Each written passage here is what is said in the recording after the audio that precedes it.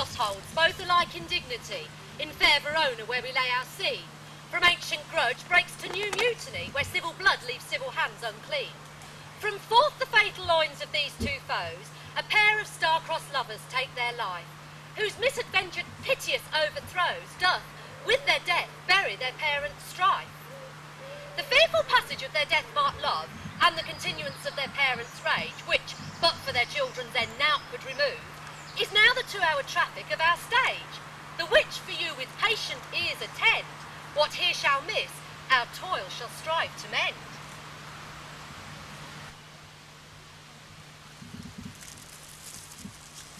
Gregory, on my words, we'll not carry coals. No, for them we should be colliers. And I mean, we being collier will draw. Ah, why you live? Draw your neck out of collar.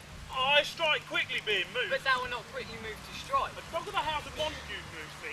To move is to stir. To be valiant is to stand. Therefore, if thou art moved, thou runnest away. The dog of that house will move me to stand. I will take the wall of any man or maid of Montague's. That shows you a weak slave, for the weakest goes to the wall. 'Tis true. And therefore, women being the weaker vessel are ever thrust to the wall. So I shall push Montague's men from the wall and thrust his maids to the wall. The quarrel is between our masters and us, their men. 'Tis all one. And I shall show thee a tyrant. When I fought with the men, I shall be civil with the maids and cut off their heads. The heads of the maids. Aye, the heads of the maids, or the maiden heads, take it in what sense you will. Well, they must take it since that feel it. They shall feel me while I'm able to stand. 'Tis known I'm a pretty piece of flesh. 'Tis well thou art not fish. If thou hast, thou hast been poor John. Oh.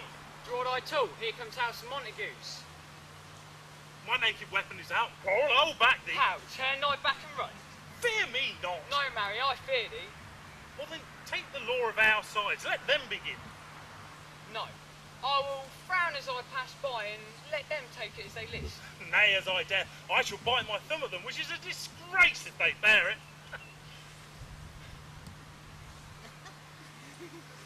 Do you bite your thumb at us, sir?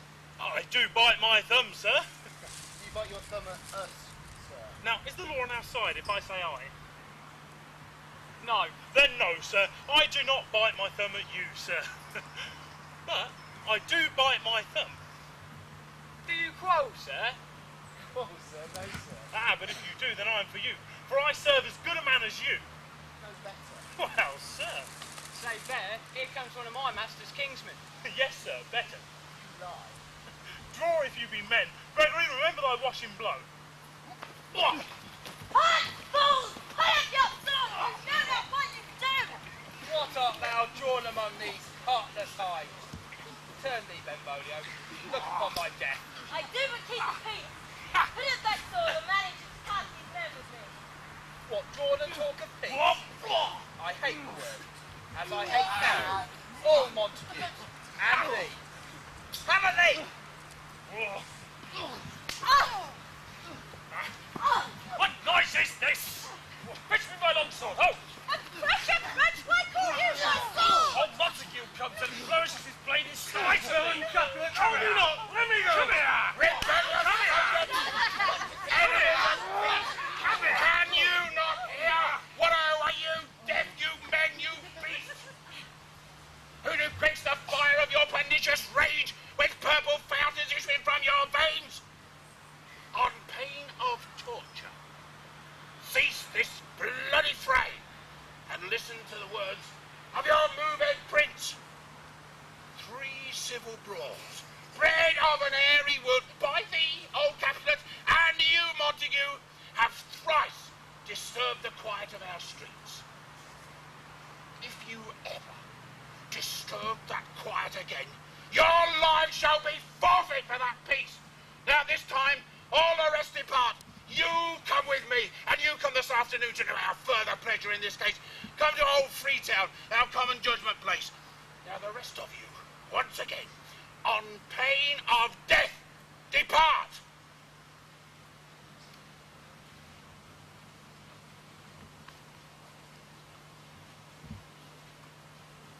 Who set this ancient quarrel new abroach? Speak, Nick, were you by when it began?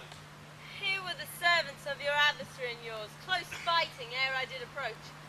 I drew to part them, In the instant came the fiery Tybalt with his sword prepared, which as he breathed defiance to my ears, he swung about his head and cut the winds, who nothing hurt withal hissed him in scorn. While we were interchanging thrusts and blows came more and more and fought part on part, till the prince came and parted either part. But Romeo, hast thou seen him this day? Right glad I am he was not at this fray. Madam, an hour before the worshipped sun pierced forth the golden window of the east, a troubled mind drave me to walk abroad, where underneath the grove of sycamore that rooteth westward from the city side, so early walking did I see your son. Towards him I made, but he was ware of me, and stole into the covert of the wood.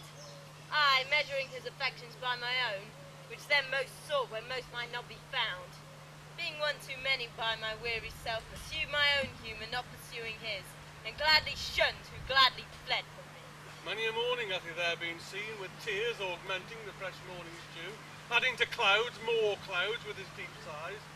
But also soon as the all-cheering sun should in the farthest east begin to draw the shady curtains from Aurora's bed, away from light steals home my heavy son, and private in his chamber pens himself, shuts up his windows, locks fair daylight out, and makes himself an artificial night. Black and portentous must this humour prove, unless good counsel may the cause remove. My noble uncle, know you the cause? Neither know it nor can learn of him. Well, have you importuned him by any means? Both by myself and many other friends, but he, his own affection's counsellor, is to himself, I will not say how true, but is to himself so secret and so close, so far from sounding and discovering, as is but fit with an envious word. He can spread his sweet leaves to the air, or dedicate his beauty to the same. Could we but learn from whence his sorrows grow, we would as willingly give cure as know. See where he comes. So please you step aside. I'll know his grievance will be much denied. I would thou wert so happy by thy state to hear true shrift. Come, madam, let's away. Good morrow, cousin. Is the day so young? But noon struck 9. Sad hours seem long. Was that my father that went hence so fast? It was. What sadness lengthens Romeo's hours? Not having that which having makes them short. In love? Out. Of love? Out of her favour where I am in love. Alas, that love so gentle in his view should be so tyrannous and rough in voice. Alas, that love, whose view is muffled, should still without eyes see pathways to her will. Where shall we dine? What? Let's say, what fray was here? But tell me not, for I have heard it all. This is much to do with hate, but more with love. Brawling love! Loving hate! Anything of nothing first create serious vanity, heavy lightness, misshapen chaos of well-seeming forms. Feather of lead, bright smoke, cold fire, sick health. Still waking sleep that is not what it is. This love I feel feels no love in this. Dost thou not laugh? No, cuz, I'd rather weep. Oh, good-hearted what? And thy good heart's oppression. Why, such is love's transgression. Griefs of mine own lie heavy in my heart, which thou wilt propagate to have it pressed with more of thine. This love thou hast shown does add too much grief to too much of mine own. Love! To smoke made with a fume of sighs, being purged, fire sparkling in lovers' eyes, being vexed, a sea nourished with lovers' tears. What is it else a madness most discreet? A choking gall and a preserving sweet. Farewell, my cuss. Stop, thou go along, and if you leave me so, you do me wrong. I have left myself. I am not here. This is not Romeo. He's some other where. Tell me in sadness, who is it that you love? What? Shall I groan and tell thee? Groan, why no, but sadly tell me who. Bid a sick man in sadness make his will. Word ill, urged to one who is so ill. In sadness, cousin, I do love a woman. Oh, I ain't so near when I supposed you loved. A right good marksman. Oh, and she's fair, I love. A right fair mark there, cuz, as soon as 'tis. Well, in that hit you miss. She'll not be hit with Cupid's arrow. She hath Dian's wit, and in strong proof of chastity well armed, from love's weak, childish bow she lives uncharmed. She'll not stay the siege of loving terms, nor bide the encounter of assailing eyes, nor rope her lap to saint-seducing gold. Oh, she is rich in beauty, only poor that when she dies, with her dies her store. And she had sworn that she was still a chaste? She hath, and in that sparing makes huge waste. She is too wise, too fair, wisely too fair to merit bliss by making me despair. Oh. She hath forsworn to love, and in that vow do I live dead who lives to tell it now. Be fooled by me, forget to think of her. Teach me how I should forget to think. By giving liberty into thine eyes, examine others. 'Tis the way to call hers exquisite in question more. A man who is stricken blind, he cannot forget the precious treasure of his eyesight lost. Show me a mistress who is passing fair. What does her beauty serve but as a note where I may read who passed that passing fair? Farewell, coz. Thou canst not teach me to forget. I'll pay that doctor or else die instead.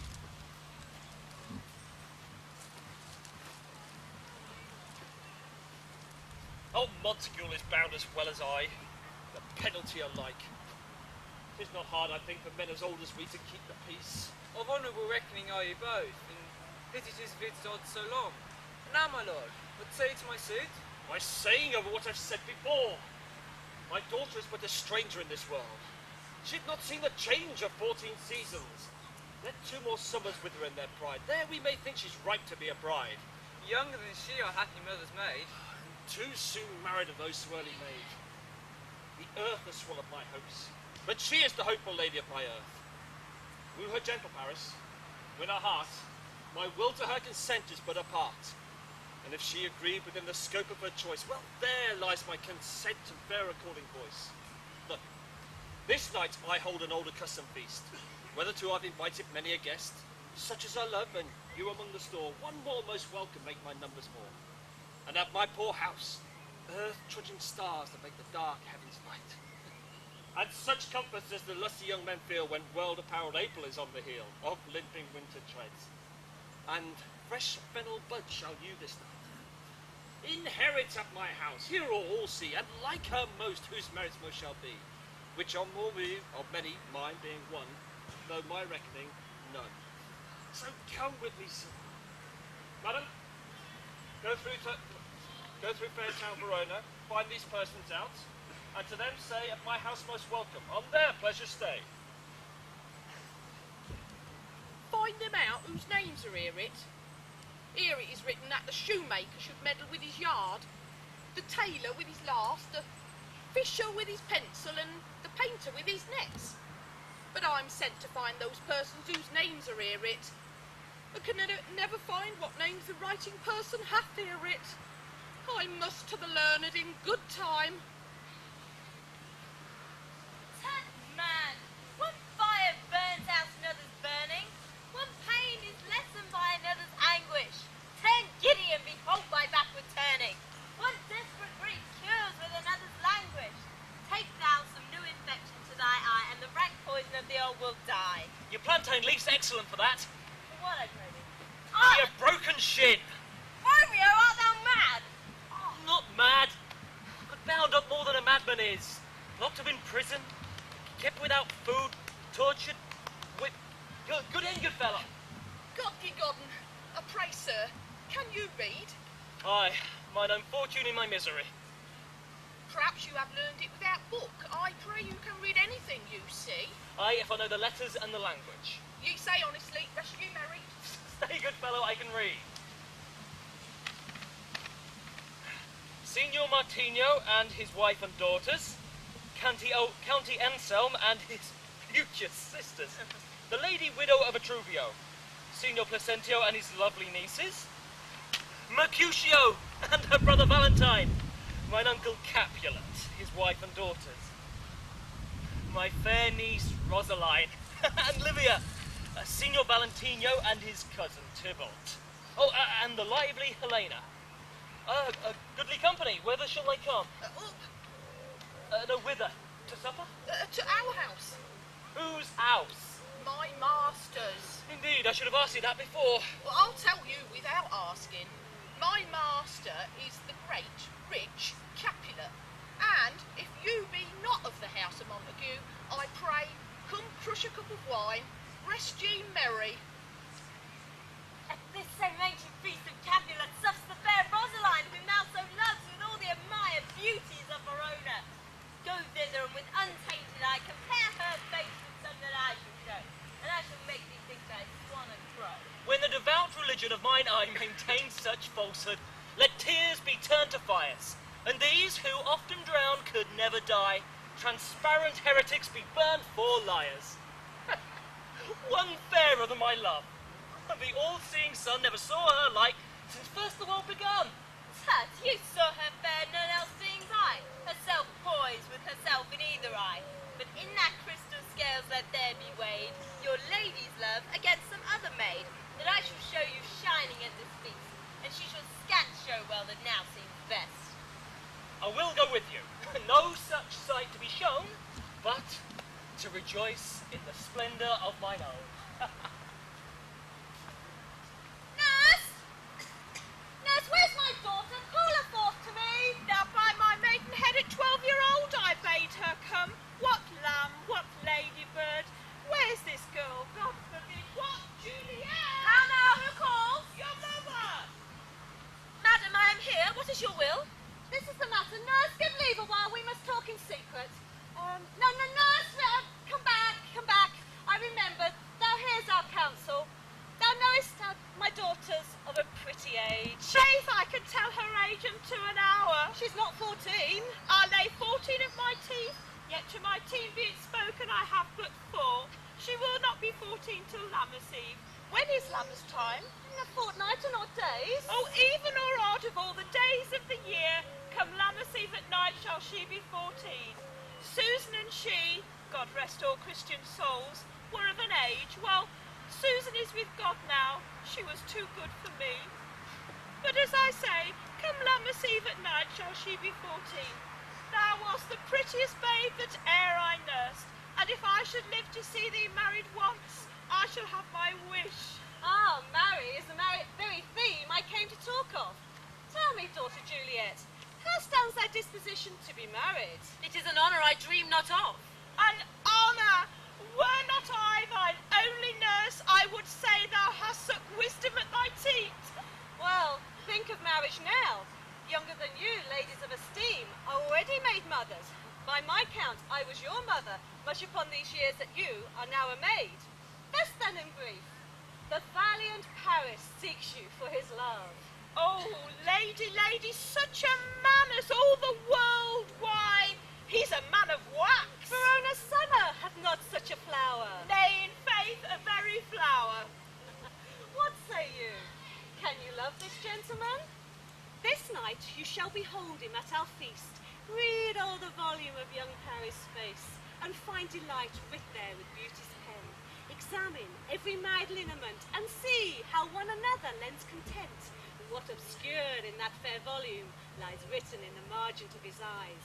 This precious book of love, this unbound lover, to beautify him, only lacks a cover. The fish lives in the sea, and 'tis much pride, the fair without, the fair within to hide. Their book in many eyes to share the glory, that in gold clasps locks in the golden story. So shall you share all that he doth possess, having him, making yourself no less. No less, nay, a bigger women grow by men. Speak briefly, can you like of Paris's love? I'll look to like if looking liking move, but no more deep shall I endart mine eye than thy consent gives strength to make it fly. Madam, the guests are come. Supper served up. You called, my young lady asked for, the nurse cursed in the pantry, and everything in extremity. I must hence to wait, I beseech you, follow straight. We follow thee, Juliet. The county stays. Go, girl, seek happy nights to happy days.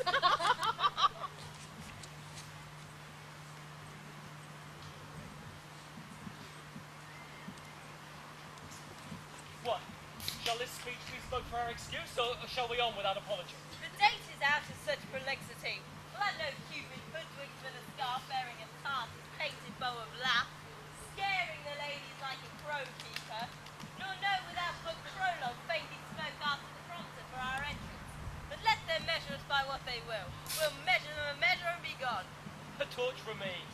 I'm not for this ambling. Being but heavy, I'll bear the light. Nay, gentle Romeo, he must have you dance. Not I, believe me. You have dancing shoes with nimble soles. I have a soul so stakes me to the ground I cannot move. You are a lover. Borrow Cupid's wings and soar with them above a common bough. I am too sore impierced with his shaft to soar with his light feathers. So bound, I cannot bound a pitch above dull woe. Under love's heavy burden do I sink. And to sink in it should you burden love. Too great oppression for a tender thing. Is love a tender thing? It is too rough, too rude, too boisterous, and it pricks like thorn. If love be rough with you, be rough with love. Prick love for pricking, and you shall beat love down. Fetch me a case to put my visage in. A visor for a visor. What care I what curious eye doth quote deformities? Here are the beetle brows shall blush for me. Come, knock and enter. No sooner in, but every man betake him to his legs. Torch for me, believe me. Let wantons light of heart tickle the senseless rushes with their heels. For I am proverbed of a grandsire phrase. I'll be a candle holder and look on. The game was ne'er so fair, and I am done. Tut, duns a mouse, the constable's own word. If thou art done, we'll draw thee from the mire of, save your reverence, love, wherein thou stickest up to the ears. Come, we burn daylight home. Nay, that's not so. I mean, sir, in our delay, we waste our lamps like lights by day. Take our good meaning, for our judgment sits 5 times at our welts in our 5 weeks. And we mean well in going to this masque, but 'tis no wit to go. Why, may one ask? I dreamt a dream tonight. Oh, and so did I. What was yours? The dreamers often lie. In bed, asleep, while I do dream things true. Oh, then I see Queen Mab hath been with you. She is the fairy's midwife, and comes in shape no bigger than an adget stone on the forefinger of an alderman, drawn by a team of little atomies over men's noses as they lie asleep. A chariot is an empty hazelnut, made by the joiny squirrel or old crow. Time out to mind the fairy's coachmakers. Her wagon spokes made of long spinner's legs, the covers of the wings of grasshoppers, the traces of the smallest spider's webs. Her moonshines, cords made of the watery beams of the moonlight. Her whip, a cricket's bow, the lash of a bear. Her wagoner, a small grey-coated gnat, not half so big as a brown little worm plucked from the lazy finger of a maid. And in this state, she gallops night by night through lovers' brains, and then they dream of love. Why, this is she. Prithee, peace! Thou talkest of nothing. This wind you talk of blows us from ourselves. Supper is done and we shall come too late. I fear too early. My mind misgives some consequences, yet hanging in the stars shall bitterly begin its course with this night's revels, and expire the time of a despised life, closed in my breast by some vile forfeit of untimely death. But he that hath the steerage of my course directs my sail. On, lusty gentlemen. Strike drum! Where's Potpan that he helps not to take away? He shift a trencher, he scrape a trencher. When good manners lie in all of one man's hand, they unwash it too. It's a foul thing. Away with the joint stalls, remove the cork cupboard. Look to the plate, but thou save me a piece of march pane. And as thou lovest me, let the portalets and Susan Grindstone and Nell. Anthony, Potpan. Aye. Ready. You are looked for, called for, asked for and sought for in the great chamber. I cannot be here and there too. Cheerly now, be brisk a while, and the longer liver take all. Welcome, gentlemen. Ladies without their toes, unplagued with corn, shall walk about with you this night. Ah, my mistress, which of you now will deny to dance?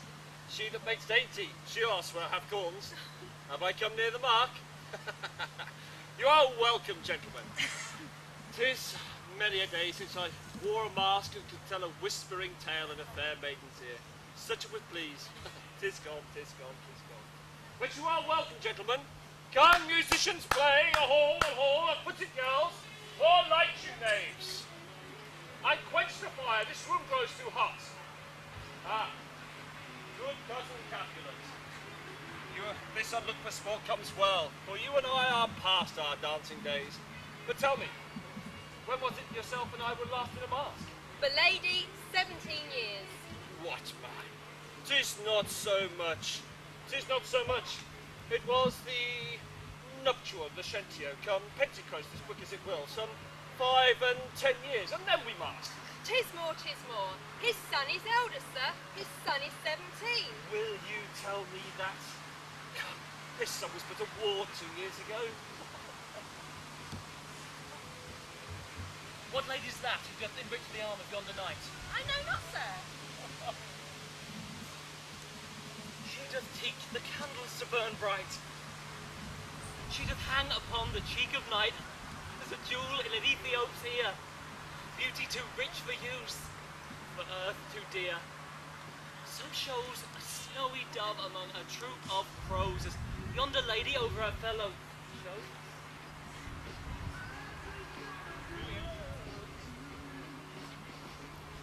The measure done, I'll watch her place of stand, and by touching hers, make blessed my rude hand. What did my heart love till now? Was varied sight, for I never saw true beauty until this night. This by his voice should be a Montague. Fetch me a weapon. What dares the slave come hither covered with an antique face, to fleer and scorn at our solemnity? Now by the stock and honour of my kin, to strike him dead, I hold it not a sin. How now, kinsman? Wherefore storms you so? Why, uncle, this is a Montague, our foe, a villain that is hither come in spite, to scorn at our solemnity this night. Oh, Romeo, is it? 'Tis he, that villain Romeo. Content thee, gentle girls. Bears him like a porty gentleman, and to say in truth, Verona brags of him to be a virtuous and well-governed youth. And I, for all the wealth in this town, here at my house, will not do him disparagement. So therefore, let it be. It is my will the which thou respect. And show a fair present. Put off these frowns and ill-beseeming semblance for a feast. It fits when such a villain is a guest. I'll not endure him. He shall be endured. What, my boy, I say he shall. Go to, go to. Am I the master here or you? God shall mend my soul. You will set a mutiny amongst my guests. You will set Clube. You'll be the man. Why, uncle, 'tis a shame. Go to, you are a saucy boy, so indeed. This trick may chance escape you, I know not. What? Well said, and surely my hearts. You are a pincox. Go to. More lights! More lights! Or for shame I'll make you quiet. Surely my hearts. Patience perforce. With wilful choler meeting, makes my flesh tremble in their different greeting. I will withdraw, but this intrusion now, seeming sweet, convert to bitterest gall.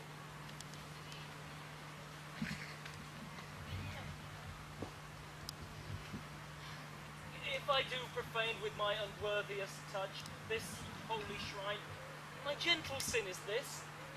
My lips, two blushing pilgrims, stand ready to soothe this rough touch with a tender kiss.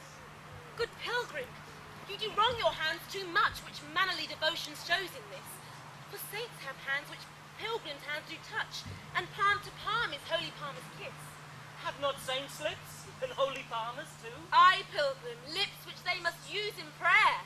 Then let lips do what hands do. They pray. Oh, grant thou let faith turn to despair. Saints do not move, though grant for prayer's sake. Then move not, while my prayers affect I turn. Thus, from my lips by thine, my sin is purged. Then have my lips the sin that they have took? Sin from my lips? Oh, trespass sweetly urged, give me my sin again. You kiss by the book. Madam, your mother craves a word. What is her mother? Marry, bachelor, her mother is the lady of the house, and a good and kind and virtuous woman. I nursed her daughter that you talked withal, and I tell you, he that can lay no hold of her shall have the chinks. Is she a Capulet? Oh, dear account, my life is my foe's debt. Romeo, away be gone. Sport is at its best. Aye, so I fear, and the more is my unrest. Nay, gentlemen, a trifling foolish Frankfurt towards. It is so then. Well, I thank you, good gentlemen. Good night, good honest gentlemen. A faith, it is so late by and by that we may call it early. And I'll to my bed. Come hither, nurse. What is yon gentleman? Oh, that be the son and heir of old Tiberio. What's he that's going out of door? Oh, marry, that I think be young Petruchio. No, what's he that follows there that would not dance? I know not. Go ask his name. If he be married, my grave is like to be my wedding bed. His name is Romeo and a Montague, the only son of your greatest enemy. My only love, sprung from my only hate. Too early seen unknown and known too late. Prodigious birth of a love it is to me that I must love a loathed enemy. What's this? What's this? A rhyme I learned even now, one I danced with on. Juliet! Come, let's away. The strangers are all gone.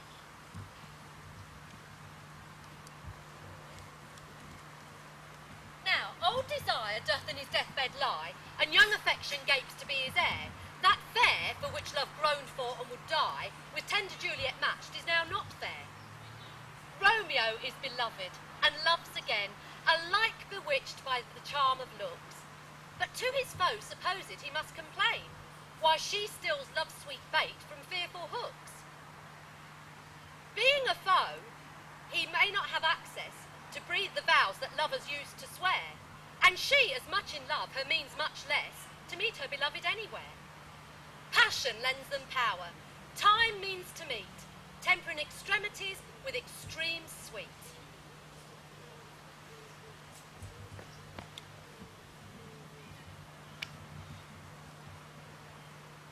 How can I go forward when my heart lies here?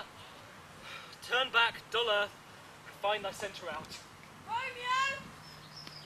My cousin Romeo! Romeo! He is wise and hath on my life stolen home to bed. He ran this way and let this ought to walk. Call good Mercutio. Nay, I'll conjure too. Romeo! Humours! Madman! Passion lover! Appear thou in the likeness of a sigh. Speak but one rhyme, and I am satisfied.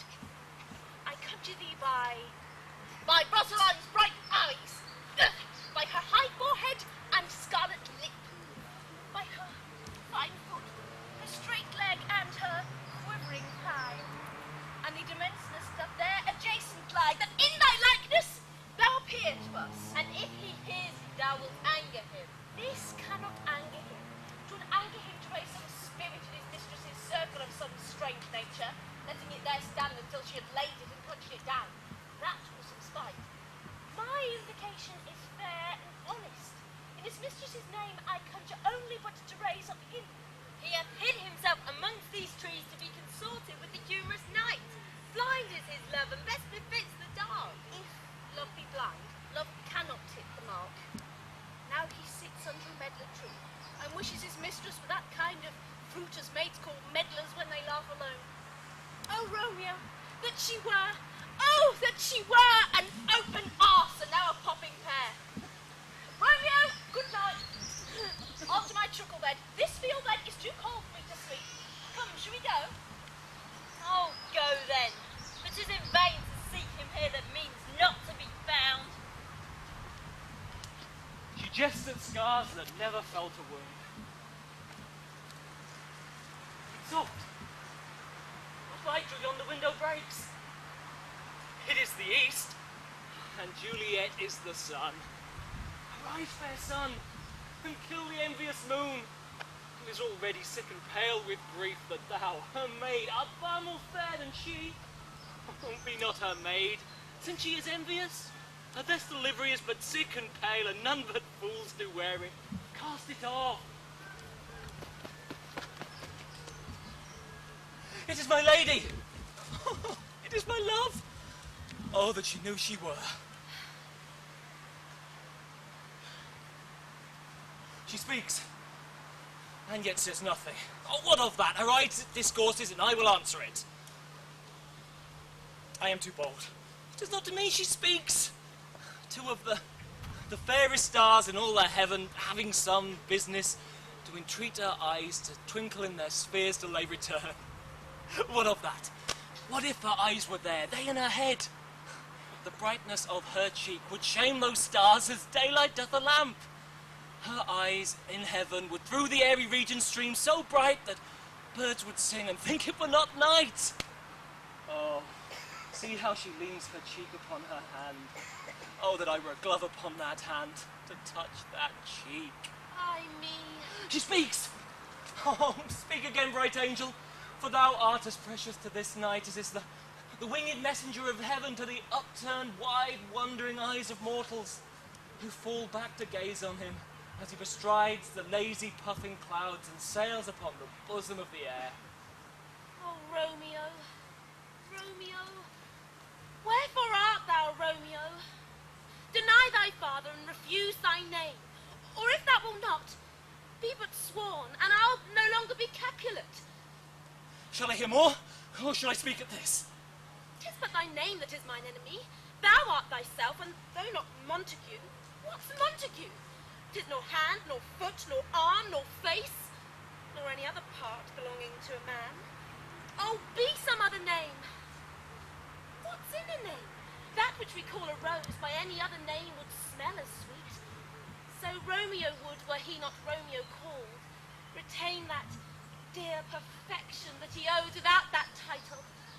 Oh, Romeo, doff thy name, and for thy name, which is no part of thee, take all myself. Oh, I take thee at thy word. Call me but love, and I'll be new baptized. Henceforth, I never will be Romeo. What man art thou that thus bescreened in night so stumblest on my counsel? By a name, I know not how to tell thee who I am, because my name, dear saint, is an enemy to thee. Had I it written, I would tear the word. My ears have yet not drunk 100 words of thy tongue's utterance, yet I know the sound. Art thou not Romeo and a Montague? Neither, fair maid, if either these dislike. How camest thou hither, and wherefore? For the orchard walls are high and hard to climb, and the place death, considering who thou art, if any of my kinsmen find thee here. Oh, with love's light wings did I overperch these walls. The stony limits cannot hold love out. And what love can do, that dares love attempt. Therefore thy kinsmen are no stop to me. If they do see thee here, they will murder thee. Oh, alack, there lies more peril in thine eyes than 20 of their swords. Look thou but sweet, and I am proof against their enmity. I would not for the world that they saw thee here. I have night's cloak to hide me, and, but thou love me, let them find me here. My life were better ended by their hate than death prorogued wanting of thy love. By whose directions foundest thou out this place? By love. First did prompt me to inquire. He lent me counsel, and I lent him eyes. I am no pilot, yet wert thou as far as that vast shore, watched with the farthest sea, oh, I would have ventured in such merchandise. Thou knowest the mask of night is on my face, else would a maiden's blush repaint my cheek. For that which thou hast overheard me speak tonight, fain would I dwell on form, fain deny what I have said. But farewell compliment. Dost thou love me? I know thou wilt say aye, and I'll believe thee. But if thou swearest, thou mayest prove false. At lover's perjury, sage Jove laughs. Oh, gentle Romeo, if thou dost love me, pronounce it faithfully. Or if thou thinkest I am too quickly won, well, I'll frown and be perverse and say thee nay, so thou wilt woo. But else, not for the world. In truth, fair Montague, I am too fond, and therefore thou mayest think my behaviour light. But trust me, gentlemen, I'll prove more true than those that have more cunning to be strange. I should have been more strange, I must confess, but that which thou overheardest ere I was ware my true love passion. Therefore pardon me, and impute not this yielding to light love which the dark night hath so discovered. Oh, lady, by yonder blessed moon do I swear, the tips with silver all these fruit trees. Swear not by the moon, the inconstant moon that monthly changes in her circled orb, lest thy love prove likewise variable. What shall I swear by? Do not swear at all, or if thou wilt, swear by thy gracious self, which is the god of my idolatry, and I'll believe thee. if my heart's dear love... Do not swear. Although I joy in thee, I have no joy in this contract tonight. It is too rash, too sudden, too unadvised, too like the lightning that doth cease to be ere one can say it lightens. Sweet, good night. This bud of love by summer's ripening breath may prove a beauteous flower when next we meet. Good night, good night. A sweet repose and rest come to thy heart as within my breast. Oh, wilt thou leave me so unsatisfied? What satisfaction canst thou have tonight? The exchange of thy love's faithful vows for mine. I did give thee mine before thou didst request it, and yet I would it were to give again. Wouldst thou withdraw it? For what purpose, love? But to be frank and give it thee again. My bounty is as boundless as the sea, my love as deep. The more I give to thee, the more I have, for both are infinite. I hear some noise within. Sweet Montague, adieu. Stay but little, I will come again. Oh, blessed, blessed night! I am afeard. All this being night, this is but a dream. It's too flattering sweet to be substantial. 3 words, dear Romeo, and indeed good night. If that thy bent of love be honourable, thy purpose marriage, send me word tomorrow by one that I'll procure to come to thee, where and what time thou wilt perform the rite, and all my fortunes at thy foot I'll lay, and follow thee, my lord, throughout the world. Madam! Anon I come, but if thou meanest not well, I do beseech thee. Madam! By and by I come, to seek me, cease thy strife, and leave me to my grief.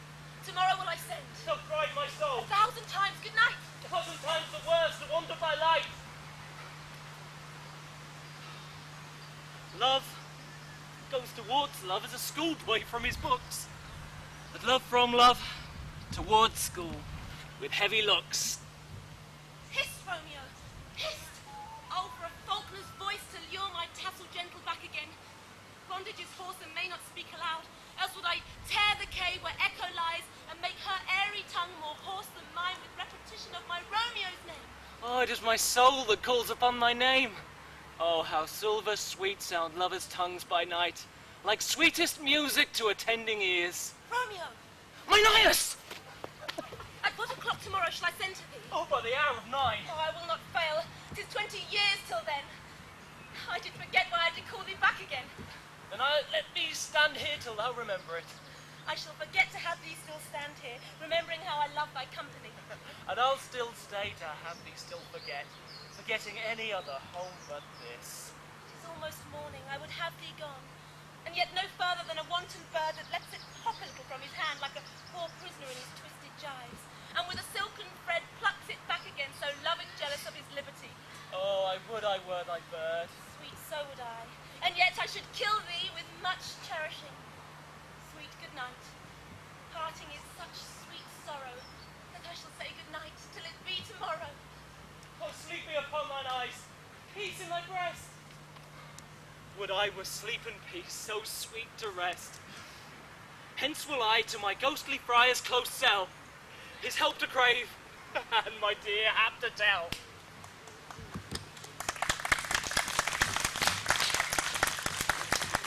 The grey-eyed morn smiles o'er the frowning night, chequering the eastern sky with streaks of light, and fleckled darkness like a drunkard reels from forth day's path to Titan's burning wheels. So ere the sun advance his burning eye, the day to cheer, night stand dew to dry. I must upfill this osier cage of ours with baleful weeds and precious juiced flowers. The earth that's nature's mother is her tomb. What is her burying ground? That is her womb. And from this womb children of diverse kind we sucking at her natural bosom find. Many for many virtues excellent, some are for none, but yet all are different. So mickle is the powerful grace that lies in plants, herbs, stones, and their true qualities. For naught so vile that on this earth doth live, but to the earth some special good doth give. Nor aught so good, but strained from that fair use, revolts from true birth, turning to abuse. For virtue becomes vice, being misapplied, and vice sometime by action dignified. Within the infant rind of this weak flower, poison hath a residence, and medicine power. For this, being smelt to that part, cheers each part. When tasted, slays all senses of the heart. To such opposite kings encamp them still, for men as well as herbs, grace and rude will, and where the worse is predominant, full soon the canker death eat up that plant. Good morrow, father! Benedicite! What early voice so soon saluteth me? Young son, it argues a distempered head to say good morrow to thy bed. Care keeps a watch in every old man's eye, and where care lodges, sleep will never lie. But where unbruised youth with unstuffed brain doth couch his limbs, there golden sleep doth reign. Therefore your earliness doth me assure thou art aroused of some mistemperature, or if not so, and here I hit it right, Romeo has not been to bed tonight. But the last is true, and the sweeter rest was mine. God pardon sin. Wast thou with Rosaline? With Rosaline? Oh no, ghostly father. I have forgot that name and that name's woes. That's my good son, but where hast thou been then? I'll tell thee ere thou ask it me again. I have been feasting with mine enemy, where, on a sudden, I am wounded by one who's by me wounded.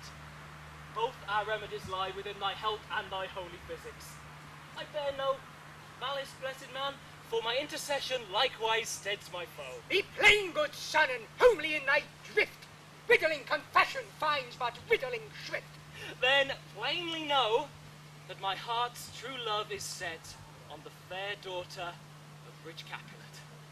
As mine on hers, so hers is on mine, and all combined, save what thou must combine, by holy marriage. How, when, and where we met, we wooed, and we made exchange of vows, I'll tell thee as we pass. This I pray, that thou consent to marry us today. Holy St. Francis, what is this I hear? Is Rosalind, who thou once loved so dear, so soon forsaken? Young men's love then lies not truly in their heart, but in their eyes. Jesu Maria, what a deal of brine has washed thy sallow cheeks for poor Rosaline. How much salt water thrown away in waste to season a love that of it doth not taste. The sun not yet thy sighs from heaven clears, thy old groans yet ring in mine ancient ears. Who there on the cheek a stain doth sit of an old tear not washed off yet?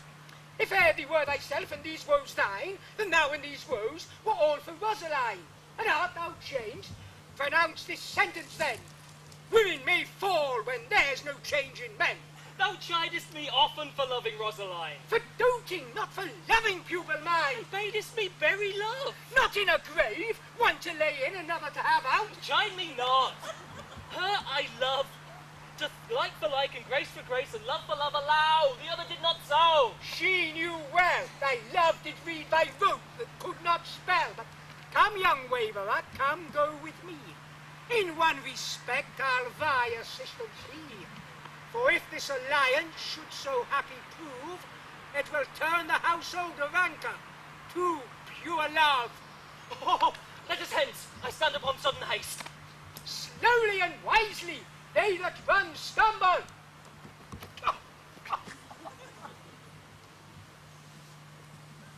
This Romeo be? Came he not home tonight? Not to his father's, I spoke with his man. That same pale, hard-hearted wench, that Rosaline, torments him so that he shall sure run mad.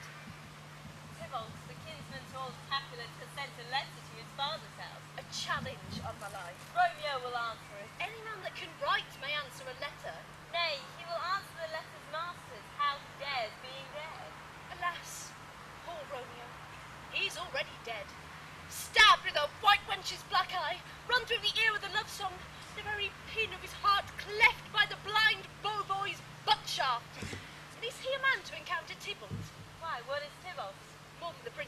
I can tell you. Oh, he's the courageous captain of compliments. He fights us using pricks on. Keeps time, distance, and proportion. He rests his men in breasts. 1, 2, and the third in your bosom. The very butcher of a silk button. A duellist, a gentleman of the first house, of the first and second course. Ah, the immortal passado, the punto reverso, the hey! Oh, what? The pox of such antic, lisping, affecting fantasticos, these new tuners of accent. By Jesu, a very good blade, a very tall man, a very good paw. Why, grandsire, is it not a lamentable thing that we are thus afflicted by these strange flies, these pardon-me's, these fashion-mongers, who stand so much on the new form that they cannot sit at ease on the old bench? Oh, the bones, the bones! Here comes Romeo, without his roe like a dried herring. Oh, flesh, flesh, how art thou fishified? Now is for the numbers that Petrarch flowed in. Laura to his lady was a kitchen wench. Marry, she had a better love to berhyme her. Dido a dowdy, Cleopatra a gypsy, Helena and Hero, Hildings and harlots. Thisbe a grey eye or so, but not to the purpose. Signor Romeo, bonjour. There's a French salutation to your French slop. You gave us account of it fairly last night. Good morrow, ladies. What counterfeit did I give you? The slip, sir, the slip. Can you not conceive?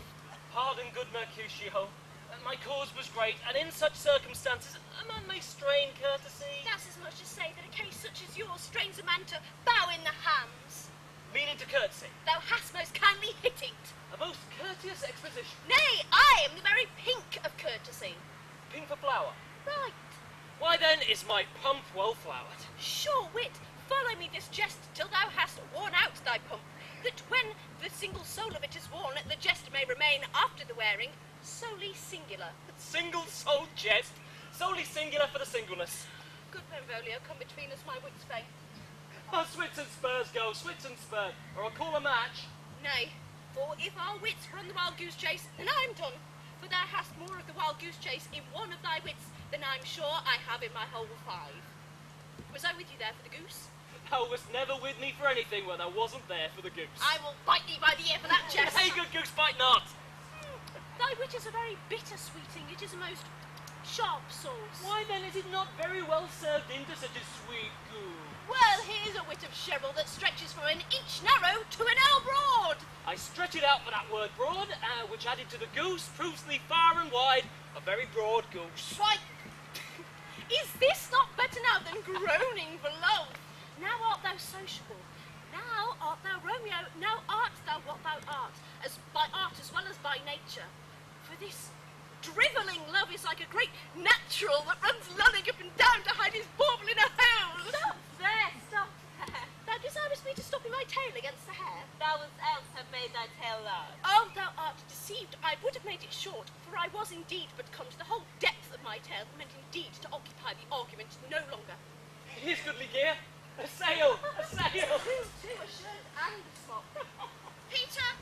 Anon! Peter, my fan! Good Peter to hide her face, for her fan's a fairer face. Got you good morrow, gentlemen. God ye good eve, fair gentlewoman. Is it good then? 'Tis no less, I tell you, for the bawdy hand of the dial is now upon the prick of noon. Out upon you, what a woman are you? One good nurse that God has put upon himself to mar. And by my troth it is well said for himself tomorrow. Gentlemen, can any of you tell me the whereabouts of the young Romeo? I can tell you, but you will be older when you find him than when you sought him. I am the youngest of that name, for fault of a worse. You speak well, sir.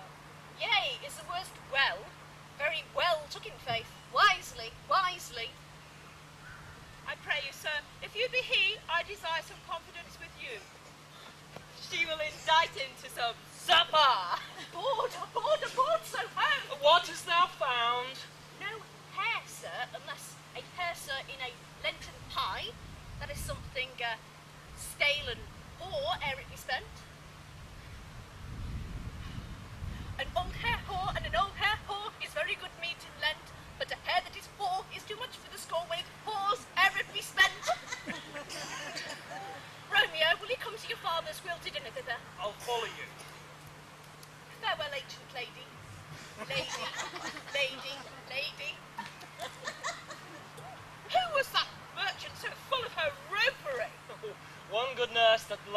hear herself talk, and will speak more in a minute than she'll stand to in a month. And speak against me, and I'll take her down, lustier than iron she is, and 20 such knaves, and if I cannot, I shall find those that shall. Scurvy wench! I am none of her skeins, mates, I am none of her flirt gills, and thou must stand by and watch me seen me to be abused by every man. I saw no man use you at his pleasure. I mean, if I had, my weapon would have soon been out. I dare draw as soon as any man if I see occasion in a good quarrel, and the law be on my side. Now upon me I am so vexed that all about me quivers. Ah, scurvy wench. Pray you, sir, a word. As you know, my mistress bid me enquire you out. What she bid me say I will keep to myself. But first let me say that if you were to lead her in a fool's paradise, as they say, this would be very gross kind of behaviour, as they say, for the gentlewoman is young, and to be dealt doubly with by you would be of this very sort of gentlemanly behaviour and very weak dealing. Oh, nurse, commend me to thy mistress, I do protest unto thee. Good heart and I faith I will. She will be a joyful woman. What will thou tell her? Good nurse, you do not mark me. I will tell her, sir, that you do protest, which, as I take it, is a gentlemanlike offer. Bid her devise some means to come to Shrift this afternoon, and there she shall, at Friar Lawrence's cell, be shrived and married. Here is for thy pains. Oh, no, sir, not a penny. Oh, go to, I say you Well, sir, this afternoon she shall be there. And stay, good nurse, behind the abbey wall. Within the hour my man will be with thee, and he'll bring with him a rope made like a tackled stair, which, to the high-top gallant of my joy, must be my convoy in the secret night. Farewell. Be trusty, and I'll quit thy pains. Farewell. Commend me to thy mistress. Good heart and thy faith I will. Hark, sir! Sir, is your man secret? Did you near her tell two may keep counsel, putting one away? Trust me, my man is as true as steel. Then, sir, my lady is the sweetest lady. Lord, Lord, when she was just a little prating thing. Oh, there is one man in town, a nobleman called Paris, who would fain lay knife aboard, and I warrant she would as lief see a toad, aye, a very toad, as see him, but I anger her sometimes, and tell her that Paris is the properer man, and I'll warrant she turns as pale as any versal in the clout world. Doth not Rosemary and Romeo begin with a letter? Aye? Both with an R. What of that, nurse? A mocker, that's the dog's name. R is for the... No, it is some other letter, for she has the prettiest intentions of it. Oh, it would do you good, sir, to hear a talk of you and Rosemary. Commend me to thy mistress. Aye, 1,000 times, sir. Peter! Before and apace. Anon.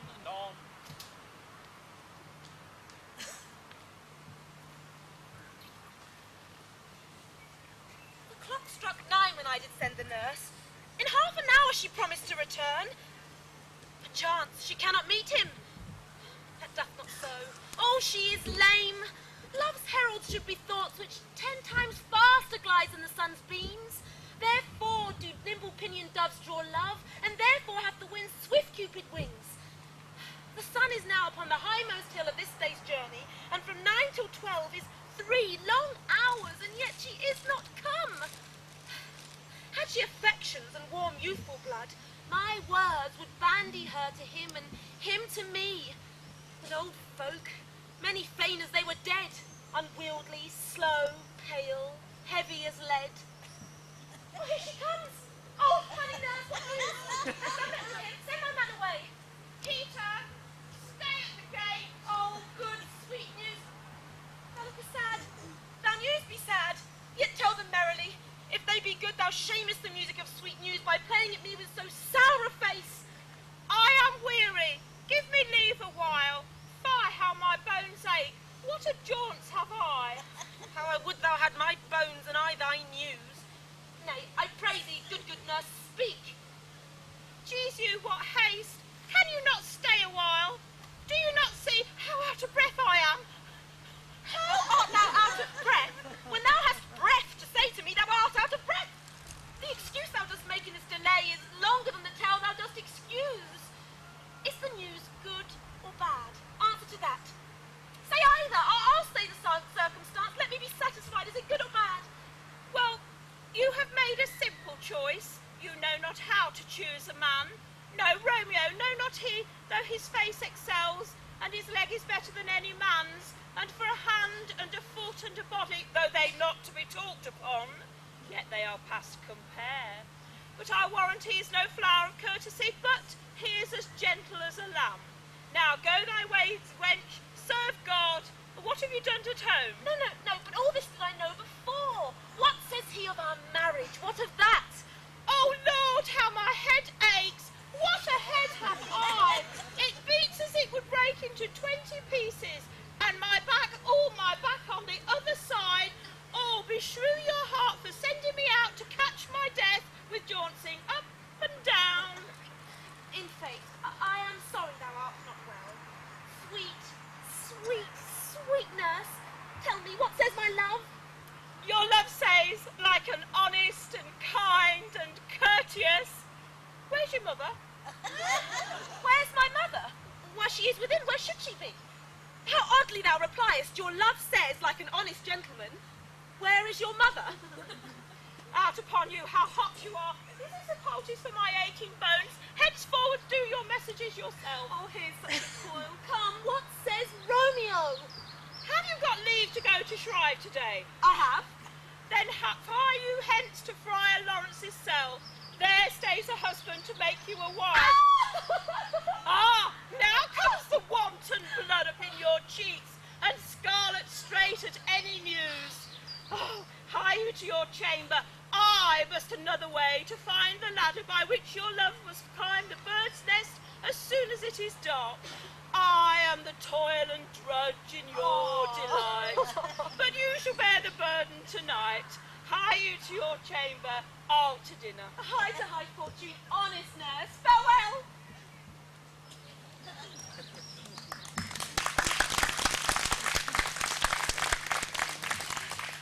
So smile the heavens upon this holy act, that after hours with sorrow chide us not. Amen. Amen. But come what sorrow can, it cannot countervail the exchange of joy that one short minute gives me in her company. Then love devouring death, do what it may. Oh, it is enough that I may call her mine. These violent delights have violent ends, and in their triumph die like fire and powder, which as they kiss consume. The sweetest honey is loathsome in its own deliciousness, and in its taste confounds the senses. Therefore love moderately. True love doth so too swift arrive, too tardy as too slow. Ah, here comes the lady. Ah, so light a tread would ne'er wear out the everlasting flints. A lover may bestride the gossamers that idle in the wanton summer air, and still not fall. So light is vanity. Oh, good even to my ghostly confessor. Romeo will thank the daughter for us both. As much to him, else is his thanks too much. Oh, Juliet, if thy joy be heaped like mine, and that thy tongue be more to blaze it, sweeten with thy breath this neighbour air, and let rich music's tongue unfurl the imagined happiness that both receive in either by this dear encounter. Conceit more rich in matter than in words, brags of substance, not of ornament. They are beggars that can count their wealth, and my love has grown to such excess that I cannot sum up some of half my wealth. Come, let's make short work, for by your leaves you shall not be alone till the Holy Church incorporate two in one.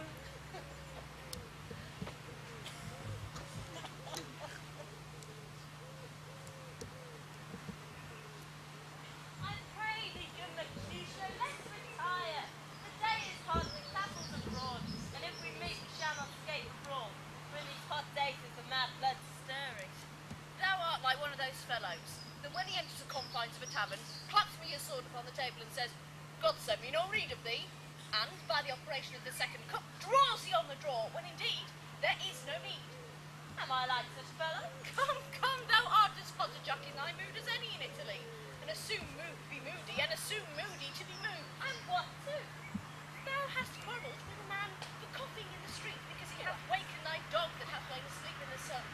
Didst thou not fall out with a tailor for wearing a new doublet before Easter, and with another for tying new shoes with old ribbons, and yet thou would choose a me for quarrelling? And I was so apt to quarrel as thou art. Any man should buy the fee simple of my life for an hour and a quarter. The fee simple.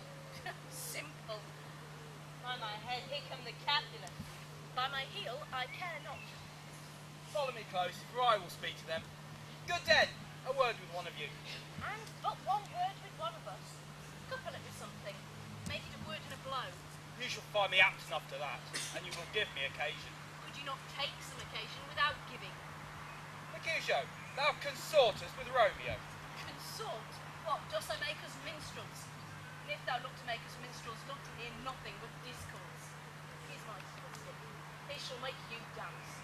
Sounds consort. We talk here in the public haunts of men. Either withdraw into some private place, or reason coldly of your grievances, or else depart.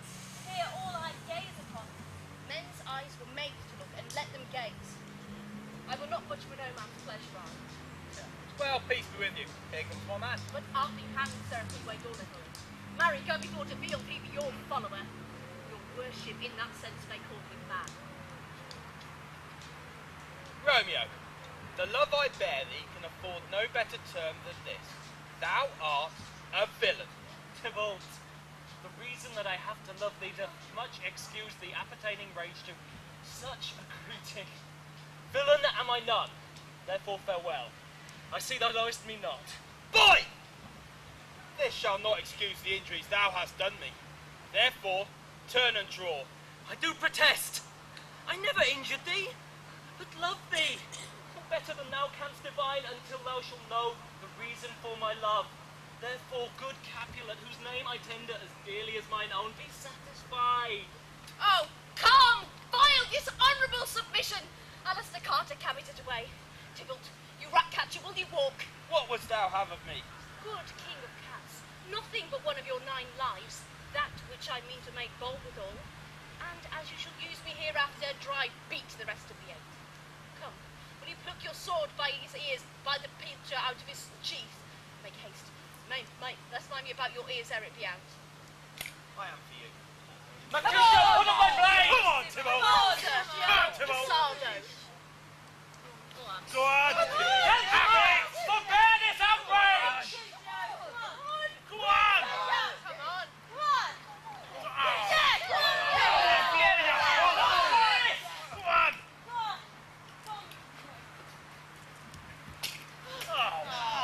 Mercutio! The prince expressly has forbid this bandying in Verona streets!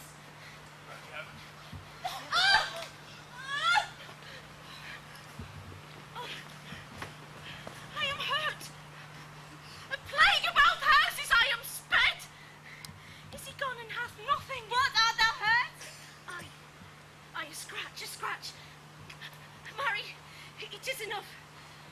Where's my page? Go with him. Fetch a surgeon. Courage, girl. The hurt cannot be much. No, 'tis not so wide as a church door, as deep as a well. But 'tis enough. 'Twill serve. Ask me tomorrow, and you shall find me a grave wretch. Zounds, I am peppered, I warrant, for this world. A plague of both houses. Sounds, a dog, a rat, a mouse, a cat to scratch, a wretch to death, a braggart, a rogue, a villain that fights by the book of arithmetic. Why the devil came you between us? I was hurt under your arm. I thought all for the best.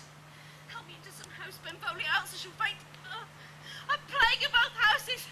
They'd make worse me, Toppy. I have it and soundly too. Your houses! This good lady, the prince's near ally, and my very friend, has got this hurt on my behalf. My reputation stained with Tybalt's slander. Oh, sweet Juliet, thy beauty hath made me effeminate, and in my temper softened by the steel. Romeo, Romeo. Brave Mercutio is dead. My gallant spirit hath aspired the clouds, and too untimely here did scorn the earth. This day's black fate on more days doth depend. This but begins the woes that others must end. Here comes the furious Tybalt back again. Alive in triumph, and Mercutio slain. Oh, away to heaven, respective lenity, and far-eyed fury be my conduct now. Now, Tybalt, take back again the villain that late thou gavest me, for Mercutio's spirit is but a little way above our heads, waiting for thine to accompany her. Either thou, or I, or both must go with her. Thou wretched boy, thou didst consort her here, shall go with her hence. This shall decide that.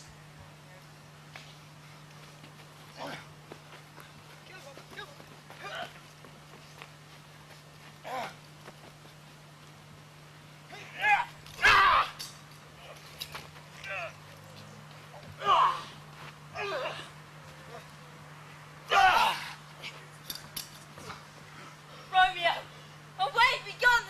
The citizens are up and Tybalt slain! Stand not amazed! The prince will doom thee death if thou art taken. Hence, begone, away! Oh, I am fortune's fool! Why dost thou stay? Which way ran he who killed Mercutio? Tybalt, the murderer. Which way ran he? There lies that Tybalt. Get up, sir. Go with me. In the name of the prince, obey. Where are the foul beginners of this fray? Oh, noble prince, I can discover all. The unlucky manager of this fatal brawl. Tybalt here slain by Romeo. He slew thy kinsman, brave Mercutio. Tybalt, my cousin! Oh, my brother's child! Oh, prince! Husband, cousin! All the blood is spilt of my dear kinsman! Prince, as thou art true from blood of ours, shed blood of Montague! Cousin! Benvolio, who began this bloody fray?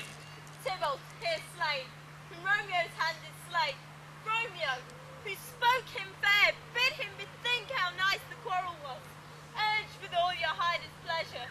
All this uttered with knees humbly bowed, gentle breath, calm look, could not take truce with the unruly spleen of Tybalt, deaf to peace, but that he tilts with piercing steel at bold Mercutio's breast, who hot as all tongues, deadly point to point, and with a martial scorn with one hand beats cold death aside, and with the other sends it back to Tybalt, whose dexterity retorts it.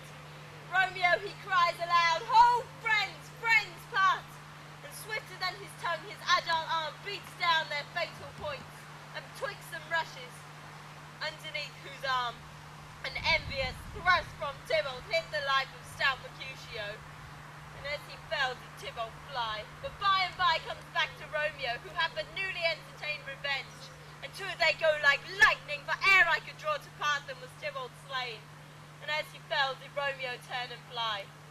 This is the truth, or let Benvolio die.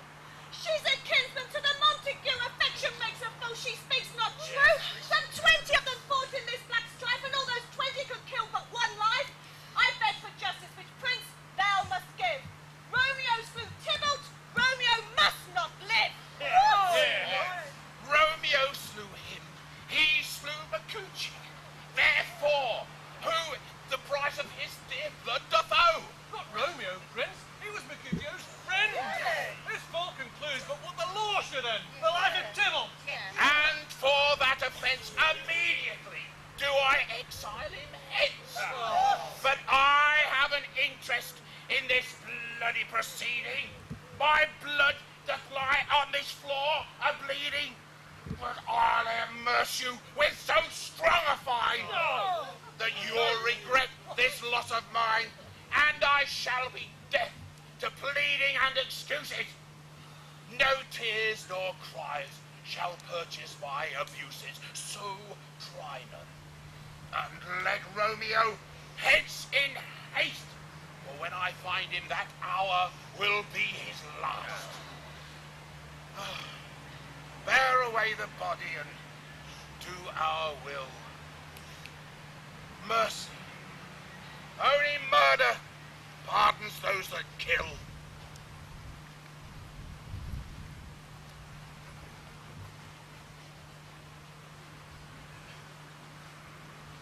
Gallop apace, you fiery-footed steeds, towards Phoebus's lodgings. Such a wagoner as Phaeton would whip you to the west and bring in cloudy night immediately. Spread thy close curtain, love-performing night, that runaway eyes may wink, and Romeo leap to these arms untalked of and unseen. Lovers concede to do their amorous right by their own beauties, or if love be blind, it best agrees with night. Come, civil knight, thou sober-suited matron dressed all in black, and learn me how to lose a winning match, played for a pair of stainless maidenhoods. Hood my unmanned blood, baiting in my cheeks with thy dark mantle, till strange love grow bold, think true love acted simple modesty. Come, night, come, Romeo, come thou day and night, for thou wilt lie upon the wings of night, whiter than new snow on a raven's back. Come, gentle night, come, loving black-browed night, give me my Romeo, and when he shall die, take him and cut him out into little stars, and he will make the face of heaven so fine that all the world will be in love with night and pay no worship to the garish sun. Oh, I have bought the mansion of a love, but not possessed it, and though I am sold, not yet enjoyed. So tedious is this day, as is the night before some festival to a child who hath new robes and may not wear them. Oh, here comes my nurse, and she brings news, and every tongue that speaks but Romeo's name speaks heavenly eloquence. How now, nurse, what news? What hast thou here? The cords that Romeo did bid thee fetch. Aye, the cords. Why me? What news? Why dost thou wring thy hands? Alas, alas, the day. He's dead, he's dead, he's dead. We are undone, my lady, we are undone. Alack the day, he's gone, he's killed, he's dead. Can heaven be so envious? Heaven cannot, but Romeo can. Romeo, Romeo, who would have thought it, Romeo? What devil art thou that dost torment me thus? This torture should be roared in dismal hell. Hath Romeo slain himself? Say thou but I, and that bare vowel I shall poison more than the death-darting eye of a cockatrice. I am not I, if there be such an eye. All those eyes shut, but make thee answer I. If he be dead, say I, if not, no. Brief sounds determine of my weal or woe. I saw the wound, I saw it with mine eyes. Here, on his manly chest, don't say the mark. Oh, piteous course, oh, piteous blooded course, all bedaubed in blood, all in gore blood, and I sounded at the side. Oh, break my heart! Poor bankrout, break at once! To prison eyes ne'er look on liberty. Vile earth to earth resign, and motion here, and thou and Romeo press one heavy fire. Oh, Tybalt, Tybalt, the best friend I ever had, that I should live to see thee dead. Storm is this that blows so contrary? Is Romeo slaughtered and Tybalt dead? My fair cousin and my fairer lord. Then, General Trumpet, sound thy general doom, for who is living if those two are gone? Tybalt is gone and Romeo banished. Romeo that killed him, he is banished. Romeo's hand shed Tybalt's blood. It did, alas the day it did. Oh, serpent heart, hid with a flowering face. Did ever dragon keep so fair a cave? Beautiful tyrant, fiend angelical, dove-feathered raven, wolvish raven in lamb, despise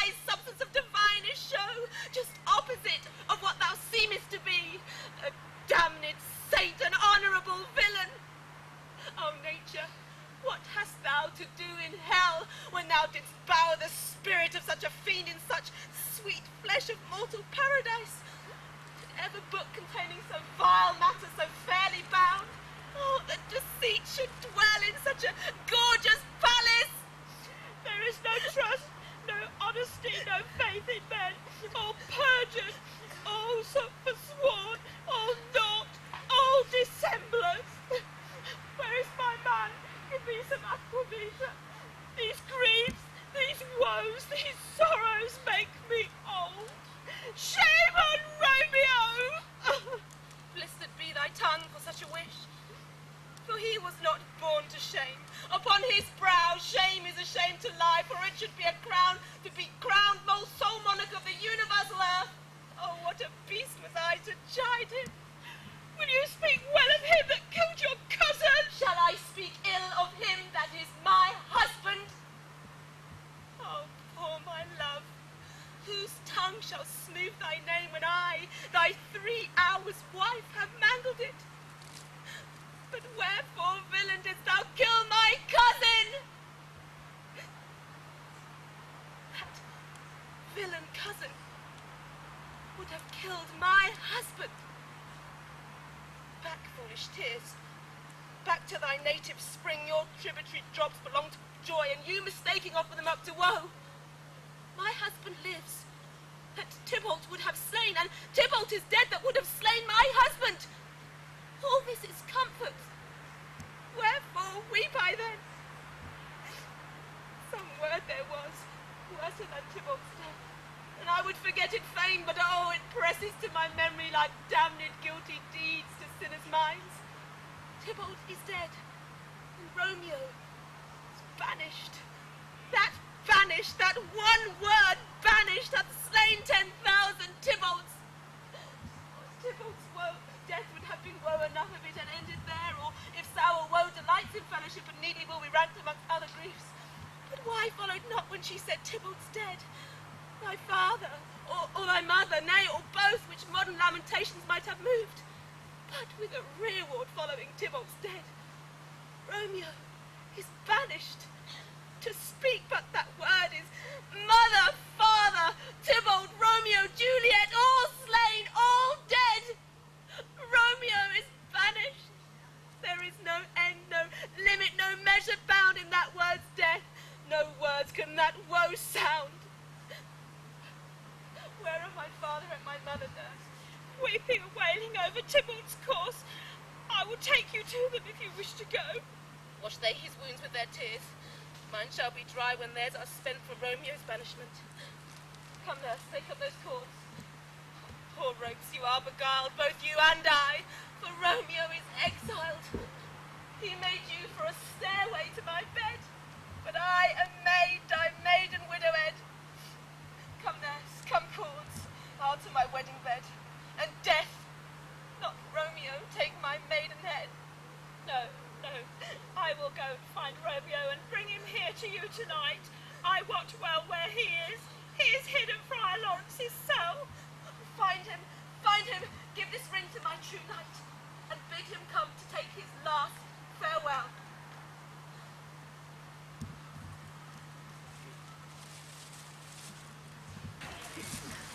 Romeo, Romeo, come forth, thou fearful man! Affliction is enamoured of thy parts, and thou art ready to calamity. What news, Friar? What is the prince's doom? What sorrow craves acquaintance at my hand, but yet I know not? Too familiar is my dear son with such sour company. I bring thee tidings of the prince's doom. Oh, what less than doomsday is the prince's doom? A gentler judgment vanished from his lips. Not body's death, but body's banishment. Banishment? Oh, be merciful. Say death. For exile hath more terror in its look, much more than death. Do not say banishment. Hence from Verona art thou banished. Be patient, for the world is broad and wide. There is no world without Verona walls. Purgatory, torture, hell itself. Hence banished is banished from the world, and world's exile is death. Thus banishment is death mistermed. Calling death banishment, thou cuttest off my head with a golden axe and smiles upon the stroke that kills me. Who deadly is sin, rude unthankfulness? Thou fault our law calls death. The kind prince taking thy part hath brushed aside the law and turned that black word death to banishment. This is dear mercy, and thou seest it not. 'Tis torture and not mercy. Heaven is here where Juliet lives, and every cat and dog and little mouse, every unworthy thing live here in heaven and may look on her, but Romeo may not.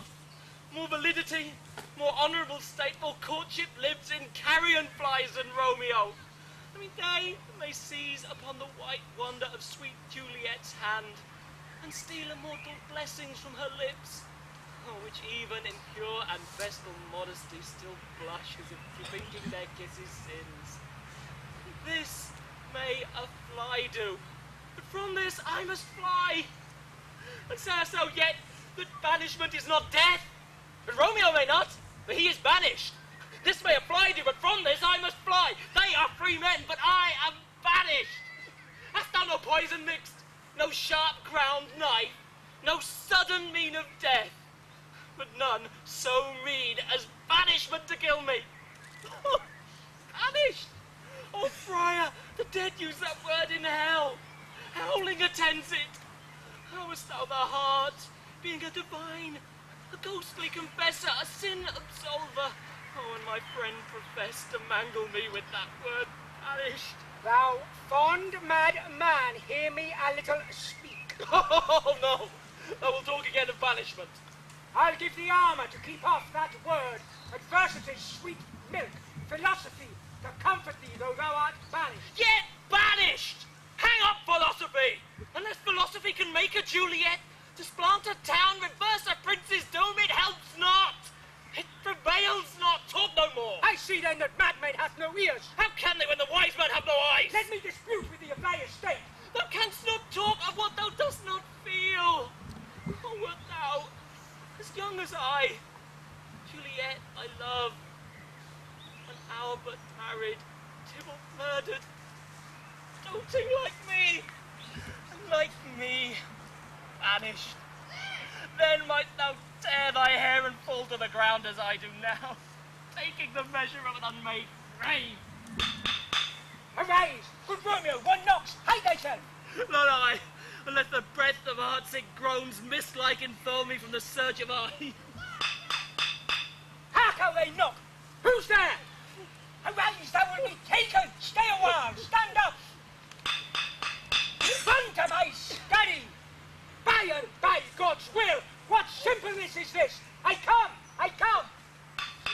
Who knocks so hard? Whence come you? What's your will? Let me come in and I shall tell you my errand. I come from Lady Juliet. Welcome then. Tell me, where is my lady's lord? Where is Romeo? There, on the floor, with his own tears made drunk. Just as in my lady's case, just in her case, oh piteous predicament, oh woeful sympathy, weeping and blubbering and weeping. Stand up, stand and be a man. Rise up for Juliet's sake. Why should you fall into such an oath? Nurse! Ah, sir, death's the end of all. How speakest thou of Juliet? How is it with her? Dost he not think me an old murderer? Now I have stained the childhood of our joy with blood removed but little from our own. Where is she? And how does she? And what says my concealed lady to her cancelled love?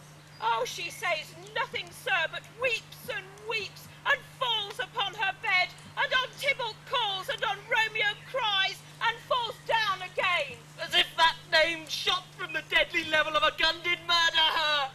As that name's vile hand did murder her kinsman. Oh, tell me, Friar, tell me, in what vile part of my anatomy doth my name lie? Tell me that I may sack that hateful mansion. Ah! Hold thy desperate hand. Art thou a man? Thy form cries out thou art, thy tears are womanish, and thy wild acts denote the unreasonable fury of a beast. Unseemly woman in a seeming man, an ill-beseeming beast for seeming both. Thou hast amazed me by my holy order. I thought thy disposition better tempered. Hast thou slain Tybalt? Will thou slay thyself? And slay the lady that in thy life liveth. By doing damned hate upon thyself, why roust thou on thy birth, the heaven and earth? For thy birth, the heaven and earth, all three meet at once in thee, which thou would lose. Fie, thou shamest thy love, thy wit, and like a usurer, aboundest in all, and useth none for that true use indeed, which would bedeck thy love, thy shape, and thy wit. Thy noble shape is but a form of wax, digressing from the valour of a man. Thy dear love sworn a hollow perjury, killing the love which thou had vowed to cherish. Thy wit, that ornament of shape and love, misshapen by the conduct of them both, like powder in a skilless soldier's flash, thou art set alight by thy own ignorance, thou art dismembered by thy own defence. What roused thee, man? Thy Juliet still lives, for whose dear sake thou wast but lately dead. There art thou happy. Tybalt would kill thee, thou slayed Tybalt. There art thou happy. The law that threatened death became thy friend and turned it to exile. There art thou happy. A pack of blessings light upon thy back. Happiness courts thee in her best array. But like a misbehaved and sullen wench, thou puttest up thy fortune and thy love. Take heed, for such thy miserable. Go get thee to thy love as was decreed. Ascend her chamber hence and comfort her. But look thou stay not till the watch be set, for then thou shalt not pass the mantua, where thou shalt stay until we find a time to blaze your marriage, reconcile your friends, beg pardon of the prince, and call thee back with 20,000 times more joy than thou went forth in lamentation. Go before nurse, commend me to your lady, bid her hasten all the house to bed, which heavy sorrow makes them apt unto. Romeo is coming! Oh, I could stand here all night to listen to such good counsel. Oh, what learning is! Make haste to my lady's side, sir. Do so, and bid my sweet prepare to chide. Here, sir. Bid she ring me, give she give me, sir. Make haste, for it grows late. How well my sorrow is revived by this. Good night, good hence, and here stands all your state.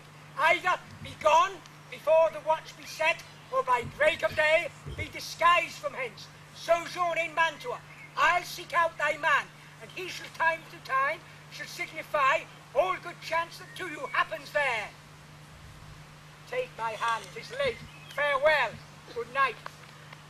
Oh, but that a joy past joy calls out on me. Oh, it were a grief so brief to part with thee. Farewell.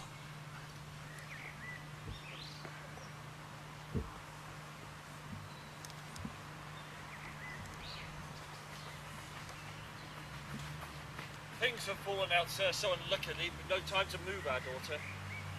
Look, she loved her kinsman Tybalt dearly, and so did I. We were born to die. 'Tis late. Shall not be down tonight. I promise you, but for your company, I'd have been to bed an hour ago. These times of woe afford no times to woo. Madam, good night and commemorate your daughter. I will, and know her mind early tomorrow. Tonight she's moved up to her heaviness. Severus, I will make a desperate tender of our child's love. I think she'll be ruled by me in all respects, nay more, I doubt it not. Wife, go you to Juliet ere you go to bed, and acquaint her of our son's Paris love. And tell her, mark you me, that on Wednesday, what day is this? Monday, my lord. Wednesday is too soon. Thursday? Let it be Thursday. Tell her that she shall be married to this noble earl. Do you like my haste? Will you be ready? We'll keep no great ado. Just a friend or two. Tybalt being slain so late, they thought we held him carelessly, being our kingsman and all, so therefore some half-dozen guests. And there to an end. Well, what say you to Thursday? My lord, I would that Thursday were tomorrow. Well, get ye gone then. Thursday be it. Wife, Go you to Juliet ere you go to bed, and prepare her against this wedding day. Well, farewell, my lord. Light to my chamber home. Well, before me is so late by and by that we may call it early. Good night.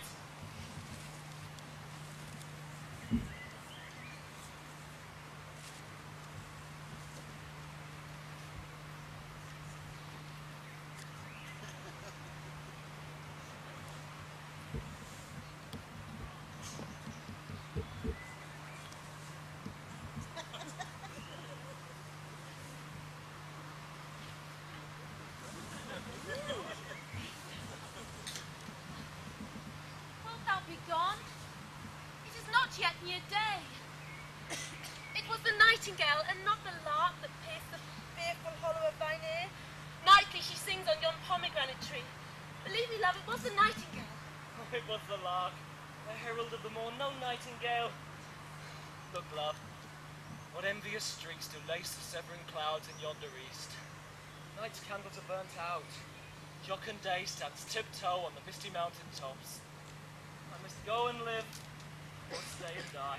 Yond light is not daylight, I know it I. It is some meteor that the sun exhales to be to thee this night a torch-bearer, and light thee on my way to Mantua. Therefore stay yet, thou needst not to be gone. Oh, let me be taken, let me be put to death. I am content, so thou wilt have it so. I'll say yon grey is not the morning's eye, is but the pale reflex of Cynthia's brow. No, that is not the lark whose notes do beat the vaulty heaven above our heads. Oh, I have more care to stay than will to go. Come, death, and welcome. Juliet bids it so. How is my soul? Let's talk. It is not day. It is. Hie hence, be gone away. It is the lark that sings so out of tune, straining harsh discords and unpleasing sharps. Some say the lark makes sweet division. That doth not so, for she divideth us. Some say the lark and loath toad change eyes. Now I would they change voices too, since arm from arm doth that voice us affray, hunting thee hence with hunts up for the day. So now be gone. More light and light it grows. More light and light, and more dark and dark our woes. Madam, your lady mother is coming to your chamber. Day is broke, be wary, look about. Then, window, let day in and let life out. Oh, farewell. One kiss and I'll descend.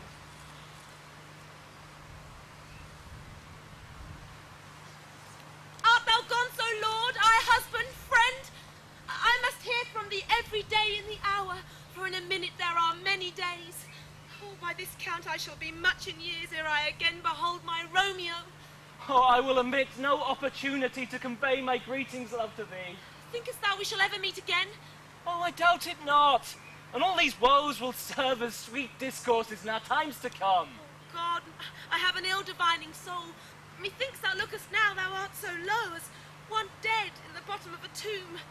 Either my eyesight fails, or thou lookest pale. Trust me, love, in my eyes so do thou.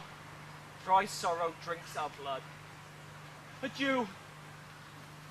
Adieu. Oh, fortune, fortune, all men call thee fickle. If thou art fickle, what hast thou to do with him that is renowned for faith? Be fickle, fortune, for then I hope thou shalt not keep him long, but send him back again. My daughter, are you up? Who is it that calls? It is my lady mother. Up so early or down so late? What unaccustomed cause procures her hither?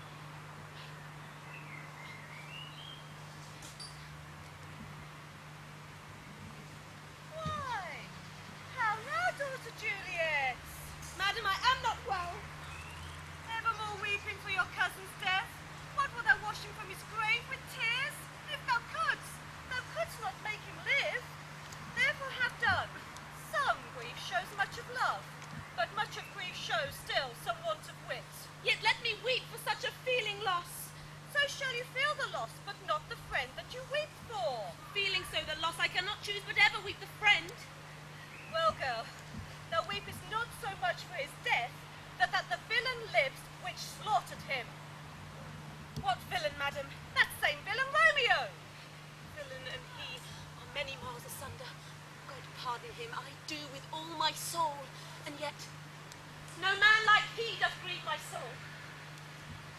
because the traitor murderer lives. Aye, madam, from these the reach my hands. Would none but I might venge my cousin's death. We will have vengeance for it.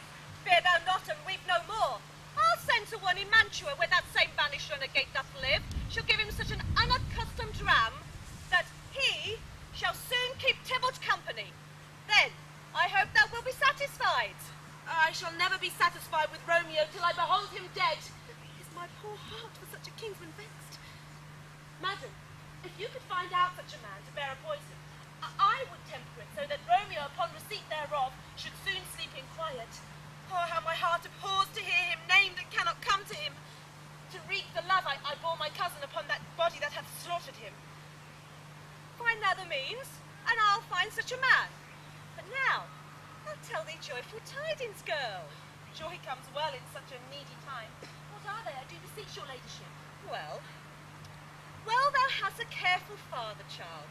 One who, to put thee from thy heaviness, had sorted out a day of sudden joy, that I expected not, nor thou look not for. Joy comes well in such a needy time. What day is that? Marry, my child. Early next Thursday morn, the gallant young and noble gentleman, the County Paris, at St. Peter's Church, shall happily make thee there a joyful bride. Now by St. Peter's Church, and Peter too, he shall not make me there a joyful bride. I wonder at this haste that I should wed, ere he that should be husband comes to woo. I pray thee, madam, tell my lord and father I will not marry yet, and when I do, I swear it shall be to Romeo, whom you know I hate. Rather than Paris? These are news indeed. Here comes your father now. Tell him so yourself. See how he takes it at your hand. When the sun sets, the earth does drizzle dew. But when the sun sets on my brother's son, it rains down right. How now? A conduit girl, what's still in tears? Evermore showering in one little body? Thou counterfeits the sea, the wind, the bark. And still, thy eyes, which I call the sea, do ebb and flow with tears. And thy body, the bark, who, sailing with salt floods, and the wind, thy sighs, who, raging without tears, and they will then, without sudden calm, will overset this temple-tossed body. How now, wife? Hast thou delivered to her our decree? Aye, sir, but she will have none. She gives you thanks. I were the fool were married to a grave. Soft, wife. Take me with you. Take me with you, wife. Will she have none? Does she not give us thanks? Is she not proud? Does she not count her blessed, and worthy as she is, that we have wrought so worthy a gentleman to be her bridegroom? Not proud you have, but thankful that you have. Proud can I never be of that I hate, but thankful even for hate that is meant love. How? Chop logic! What is this? Proud, and I thank you, and I thank you not, yet not proud? Mistress minion, you. Thank me no thankies, nor proud me no prouds. But battle you'll find joy against Thursday next, and get thee to church with Paris, or I shall have thee dragged on a hurdle thither. Out you sickness green carrier! Out you baggage, you tallow face! Fie, what are you, mad? Good father, hear me on my knees to speak but a word. Hang thee, young baggage, disobedient wretch! Get thee to church on Thursday, or never look me in the face again. Speak not! Reply not, do not answer me! My fingers itch! Why, we scarce thought us bled with God has led this one child. But now I see this one is one too much. And that we've had a curse in having her! Out on a Hilding! God in heaven bless her! It is your fault, sir, for raising her so! Oh, why, my lady wisdom? Keep your mouth shut! Good prudence, matter with your gossiping! Go! I speak no treason! Goody goddin! May not one speak? Peace, you mumbling fool! Utter your gravity over gossip, for here we need it not! You are too hot! Oh, God, bread, it makes me mad! Day, night, work, play, alone, in company, and still it hath been my care to have her matched. And now I have provided her with a gentleman of noble parentage, stuffed, as they say, with honourable parts. proportioned as no one would wish a man, and then to have a wretched pulling fool, a whining mammoth, to say, I cannot love, I cannot live, I cannot love. Please, I pray you pardon thee. Well, I'll pardon thee. Graze where you will, for you shall not house with me. Look to think on it, I do not jest. Thursday is near. Lay hand on heart. Advice. If you be mine, then I shall give you to my friend. If you be not, well, you can hang, beg, die in the street, for I'll never acknowledge thee, nor what is mine shall ever do thee good. Trust to me, think you, I will not be forsworn. Oh, God! Is there no pity sitting in the clouds and sees into the bottom of my grief? Oh, sweet my mother, cast me not aside. Delay this marriage a month, a week, or make my wedding bed in that dim monument where Tybalt lies. Talk not to me, for I'll not speak a word. Do as thou wilt, for I have done with thee. Oh, God, oh, nurse! How shall this be prevented? My faith is in heaven, my husband on earth. How shall my faith again return to earth unless my husband sent it me from heaven by leaving earth? Oh, comfort me, counsel me, hast thou no word of joy? Some comfort, nurse! Faith, here it is. Romeo is banished, and all the world do note that he should ne'er come back to challenge you. For if he doth, it must needs be by stealth. And so, as it stands as it doth now, I think it best you married with the county. Oh, he's a lovely gentleman.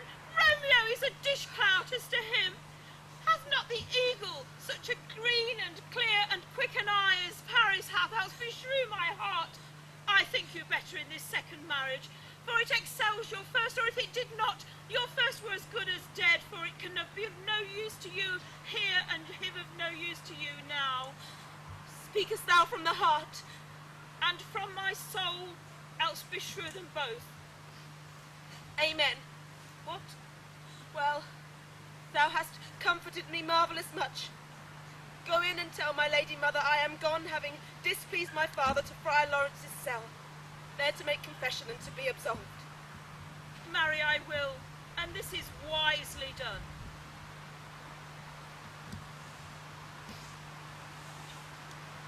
Ancient damnation, O most wicked fiend!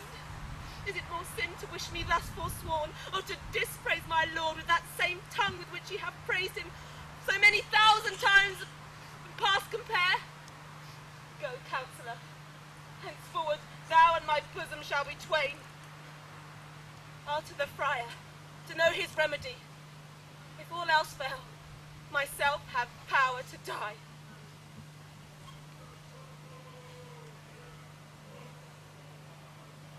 Text.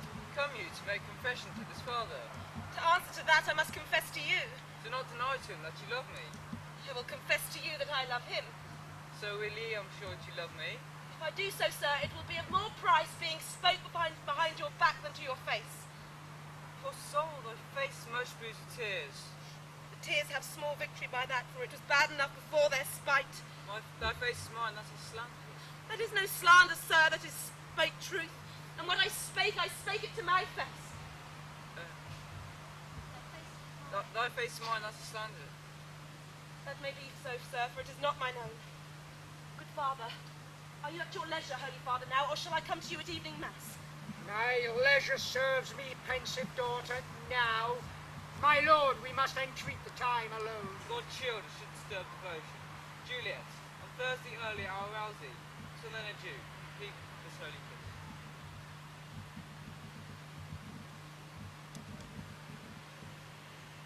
Oh, shut the door, and when thou hast done so, come weep with me past help, past care, past help. Juliet, I already know thy grief. It strains me past the compass of my wits. I hear thou must, and nothing may prorogue it, on Thursday next be married to this county. Tell me not thou hearest of this, unless thou can tell me how I can prevent it. If in thou wisdom thus can give no help, do thou but call my resolution wise, and with this knife I'll help it presently. God join my heart and Romeo, thou our hands, and ere this hand by thee to Romeo sealed shall be the label to another deed. Will my true heart turn treacherous revolt to another? This shall slay them both. Therefore, out of thy long experienced time, give me some present counsel, or behold, twixt my extremes and me, this bloody knife shall play the umpire, arbitrating that which the commission of thy years and art could to no true issue of honour bring.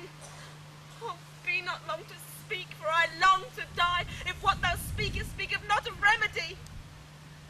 Hold, I do spy a kind of hope, as that is desperate, what we would prevent.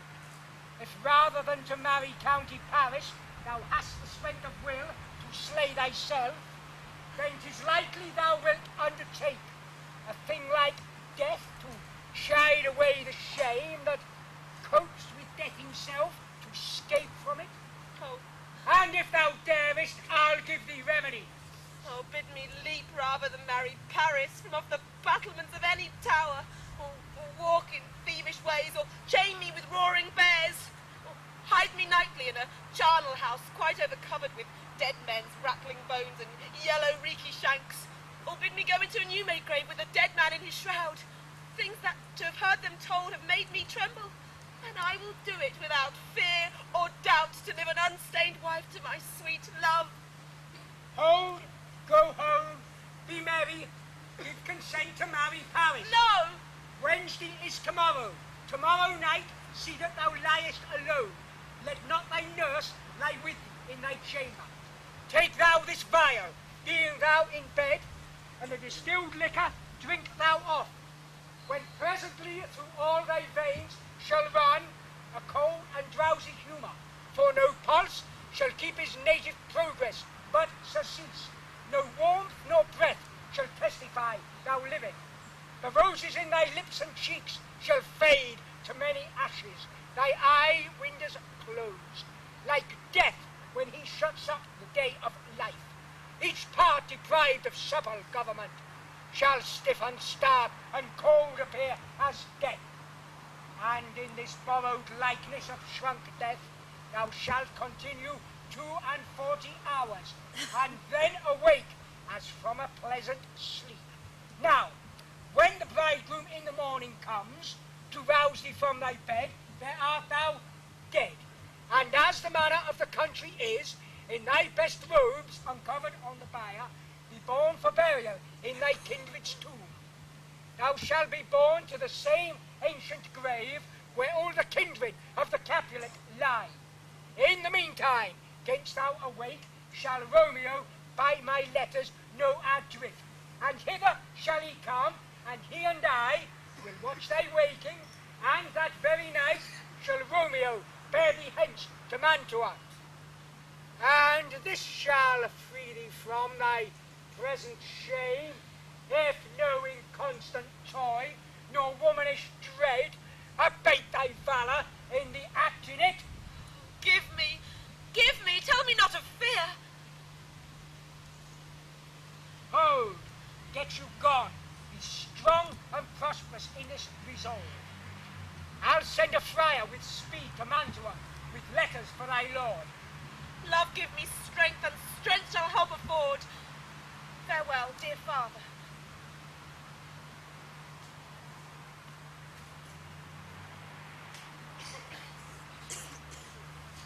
So many guests.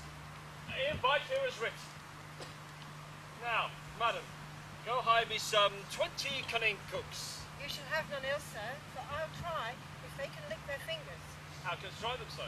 Very sir, 'tis an ill cook who cannot lick his own fingers. Therefore, he that cannot lick his fingers goes not with me. Go, be gone, be gone. Oh, we shall be much unfurnished for this day. Has my daughter gone to Friar Lawrence? Aye, forsooth. By chance you may find some good will in her. A peevish self-willed harlotry it is. See, here she comes from Shrive with merry look. Now, my headstrong, where hast thou been gadding?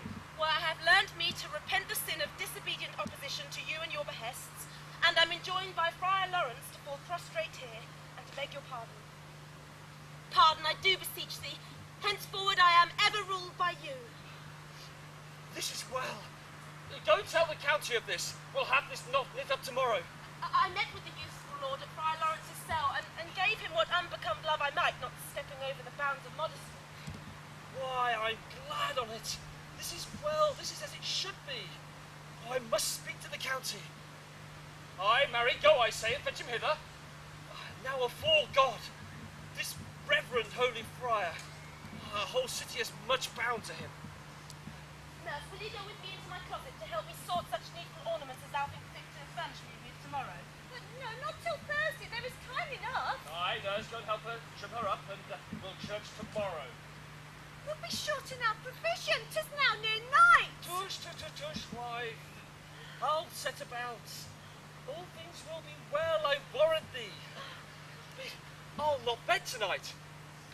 I'll play the housewife for this once. What, huh? Oh, they're all gone. I'll go to the county parish and prepare him up against his wedding day.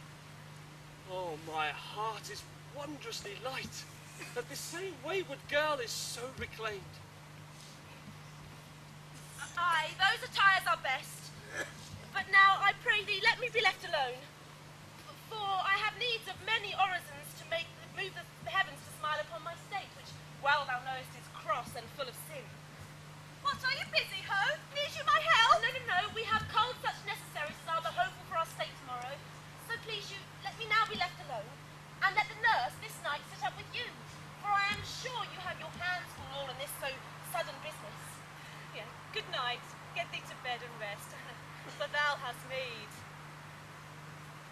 Farewell.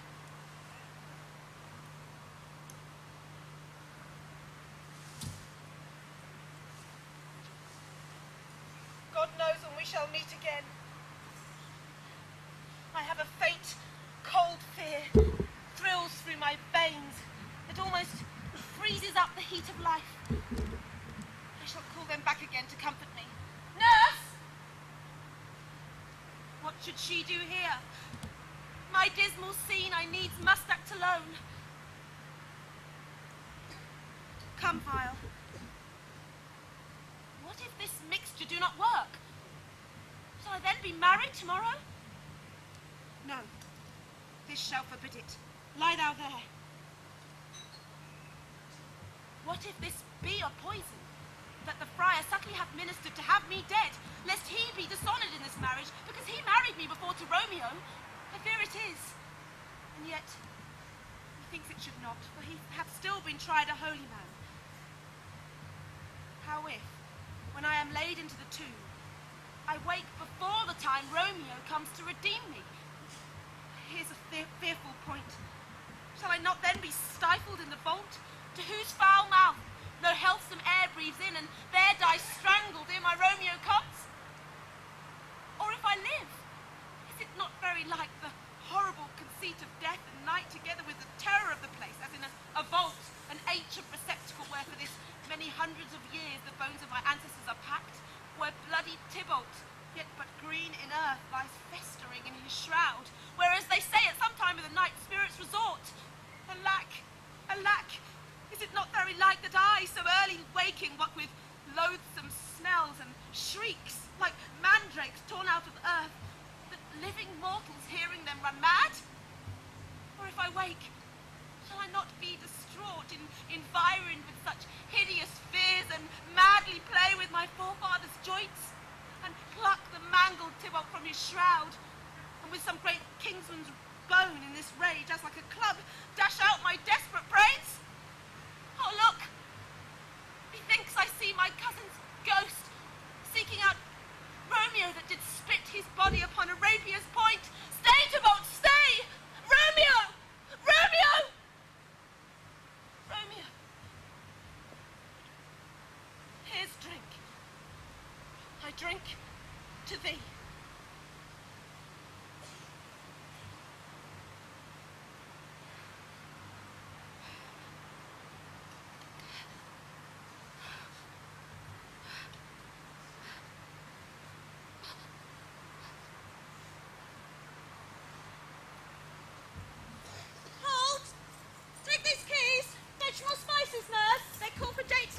In the pantry.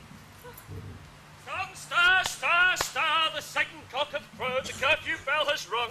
Ah, good Angelica. To the baked meats and spare not the cost. Oh, go you, cock queen, go. You'll be sick tomorrow for this night's watching. You be... No, not a word.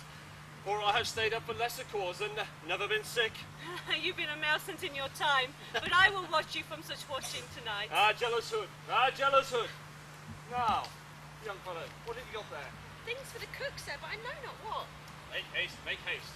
And, fetch dryer logs. Call for Peter, he'll tell you where they are. I have a head, sir, that will find out logs, and not trouble Peter for the matter. Mass and well said, my gentle horse daughter. You shall be the loggerhead. Oh, 'tis day. 'Tis late. Paris will be here as music straight, or so he said he would. I hear him now. Wife! Nurse! Water! Nurse, I say!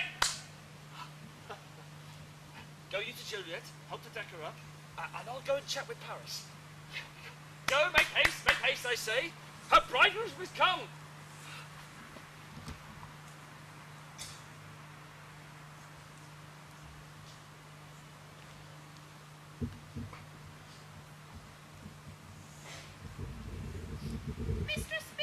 Mistress! What? Are you snug abed? Oh, sweetheart, madam, bride. Still asleep? Well, you take your pennyworth now. Sleep for a week. For I say the county will have set up his rest so that you will rest little this night. God forgive me for saying so. But I must needs wake you. Madam! What? Up and dressed and down again? But I must needs wake you. Lady! Alas! The day she's dead! Oh, where's my mantle, Aquavita? Oh, she's dead! My lord, my lady! Oh! What's the matter? What? Oh, lamentable day! What noise is this? Oh, me, my child! My only life! Look up! Oh, we rise! Oh, I will die with thee! Oh, heavy day! Help! Call help! For shame! Bring Juliet forth, her lord is here! Alas, the day! She's dead! Let me see her. Out! Alas, she is cold. Her blood is settled. Her joints are stiff. Life in these lips have long been separated. Death lies on her like an untimely frost upon the sweetest flower of the field. Oh, lamentable day! Awful time! Death has taken her hence and has tied up my tongue that I cannot speak. Come, is the bride ready to go to church? Ready to go, never to return. Son, the night before thy wedding day, death has laid with thy wife. There she lies, the sweetest flower, deflowered by him. Death is my son-in-law, death is my heir, and my daughter he hath wed. If I should die and leave all lives living, all is death. Have I thought long to see his morning face, and doth give me such sight as this? Curse, unhappy, wretched, hateful morn, most miserable hour ere time saw, in last and labour of his pilgrimage, but one poor and loving child, but one thing to rejoice and solace in, and cruel death had catched it from my sight. Oh, woe! Oh, woeful day! Beguiled, divorced, wronged, spited, slain, most detestable death by thee beguiled. By cruel thee quite overthrown. O love, O life, not life, but love and death. Despised, distressed, hated, martyred, killed. Oh, comfortable time. Why comest thou now? To murder our solemnity. Oh, child. Oh, child. My soul and not my child.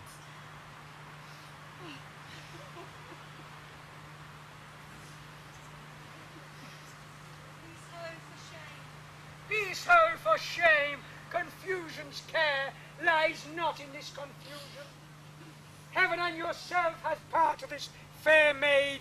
Now heaven hath all, and all the better is it for the maid. Your part in her you could not keep from death. Heaven keeps his part in eternal life.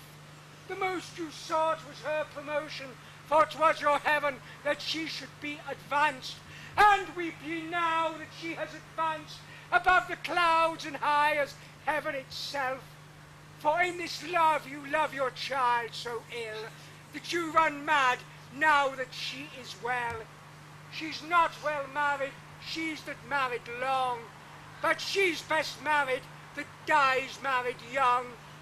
So dry up your tears and stick your rosemary on this fair cause, and as the manner of the country is, and in her best array, bear her to church.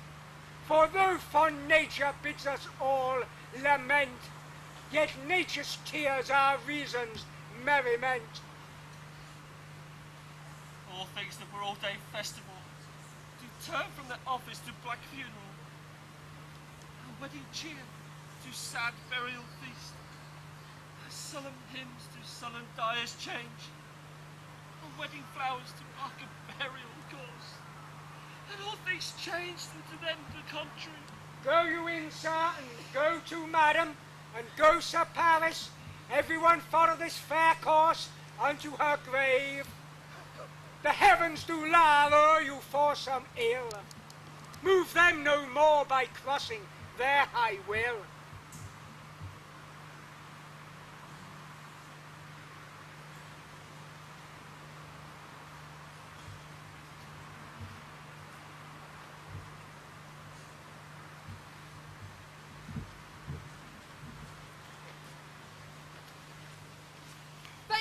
May we put up our pipes and be gone.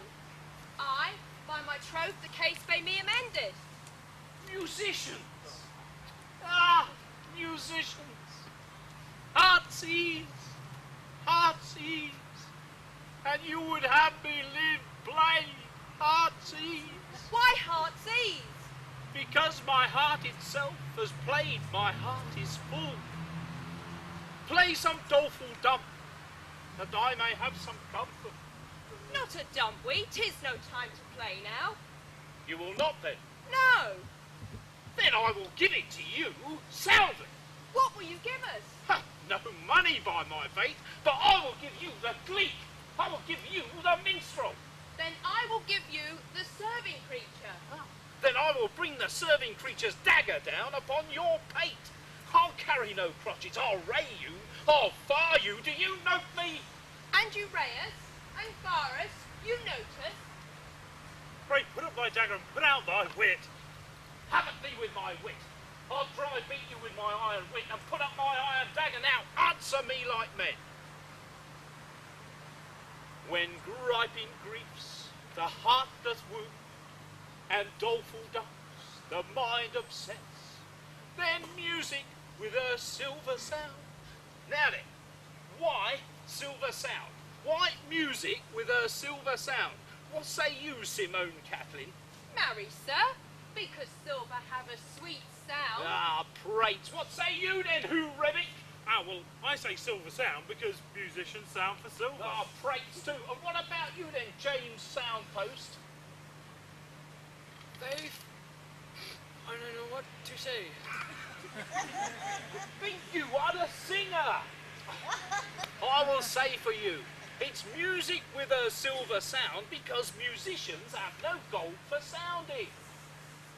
Then music with a silver sound, with speedy help doth lend relief.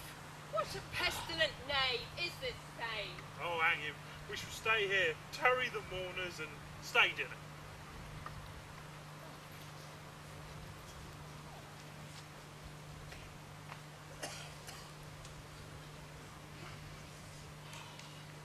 I may trust the flattering truth of sleep, my dreams do presage some joyful news at hand. My bosom's lord sits lightly in his throne, and all the day an unaccustomed spirit lifts me above the ground with cheerful thoughts. I dreamt my lady came, and found me dead. Strange dream that gives a dead man leave to think. And she breathed such life in me through kisses in my lips that I revived and was an emperor. Ah me, how sweet is love itself possessed when but love's shadows have such joy in them. News from Verona! How now, Balthasar? Dost thou bring me letters from the friar? How is my lady? Is my father well? And now how is my lady Juliet? That I ask again, for nothing can be ill if she be well. Then she is well and nothing can be ill. Her body sleeps in Capul's monument, and her immortal part with angels lives. I've seen her laid low in her kindred's vault, and presently took post to tell it you. Oh, pardon me for bringing these ill news, since you did leave it for my office, sir. Is it even so? Then I defy you, stars! Then ask my lodgings, fetch me ink and paper, and hire post horses. I will hence with thee tonight. Do beseech you, sir, have patience. You look so pale and wild and doing ports of misadventure. Tush, thou art deceived. Go, do the things I bid thee do. Hast thou known letters to me from the friar? No, my lord. Matters not. Go, hire those horses. I will be with thee shortly. Well, Juliet, I will lie with thee tonight. Let's see for me. Oh, mischief, thou art quick to enter into the thoughts of desperate men. I do recall an apothecary, hereabouts it dwells, which of late I have noted in tattered weeds, with overwhelming brows, culling of simples. Meagre were his looks, sharp misery had worn him to the bone. And in his needy shop, a tortoise hung, and an alligator stuffed, and other skins of ill-shaped fishes. About his shelves were scattered a beggarly account of boxes, green earthen bottles, bladders, and musty old seeds. Remnants of packed thread and old cakes of roses were thinly scattered as if to make a show. And noting this penury, I did say to myself, and if a man did need a poison now, whose sale is present death in Mantua, here lives a caitiff wretched sell it him. Oh, this same thought did but forerun my need, and this same needy fellow must sell it me now. And as I remember, this should be his shop. Oh, being a holiday, the beggar's shop is shut. But how, apothecary? Who calls so loud? I see that thou art poor.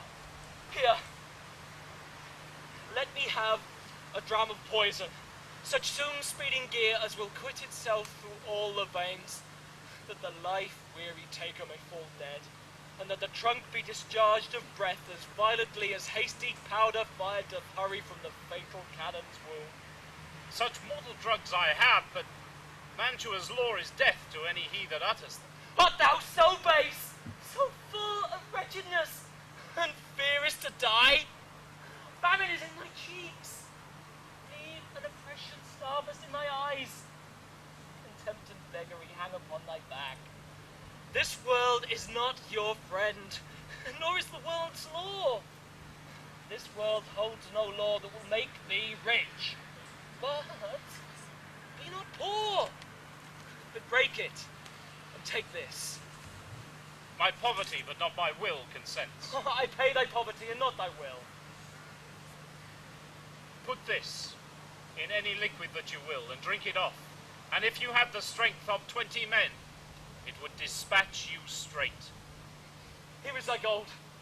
Worse poison to men's souls, doing more murder in this loathsome world than these poor compounds that thou mayest not sell. I have sold thee poison, thou hast sold me none. Farewell. Buy food and get thyself in flesh and...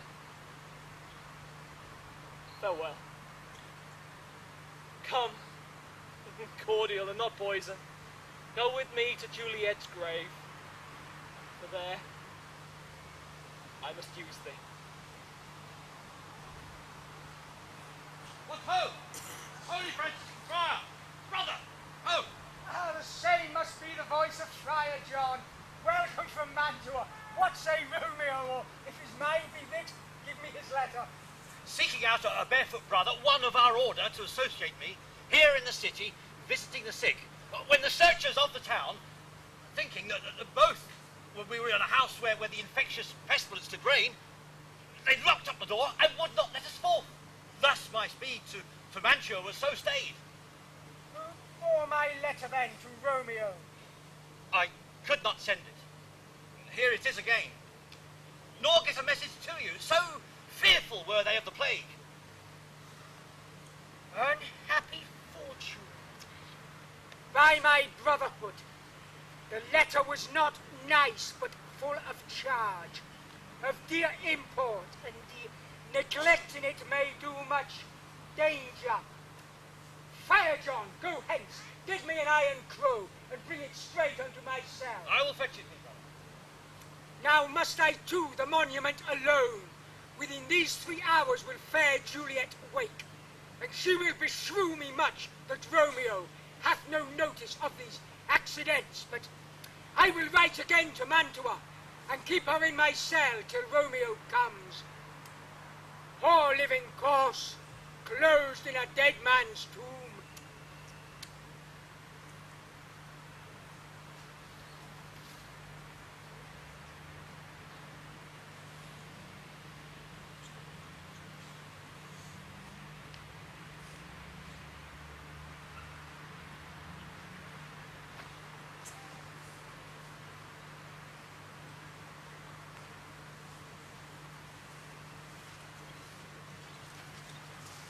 Give me thy torch, boy, hence and stand aloof. Yet put it out, for I'll not be seen.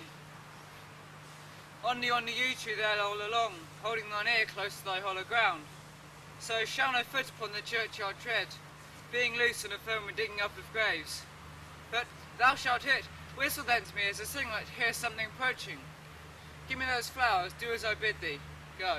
I'm almost afraid to stand here alone in the churchyard, yet I will adventure.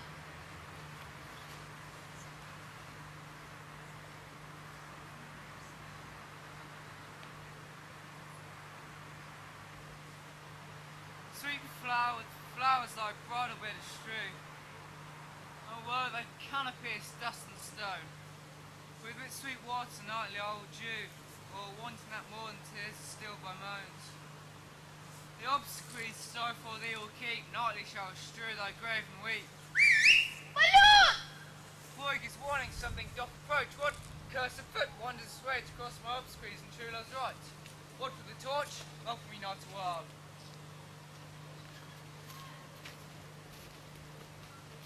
Hold. Here is a letter. Early in the morning, see thou deliver it to my lord and father. Give me the light. Upon thy life I charge thee, whatever thou seest or hearest, stand thee all aloof, and do not return to interrupt me in my course.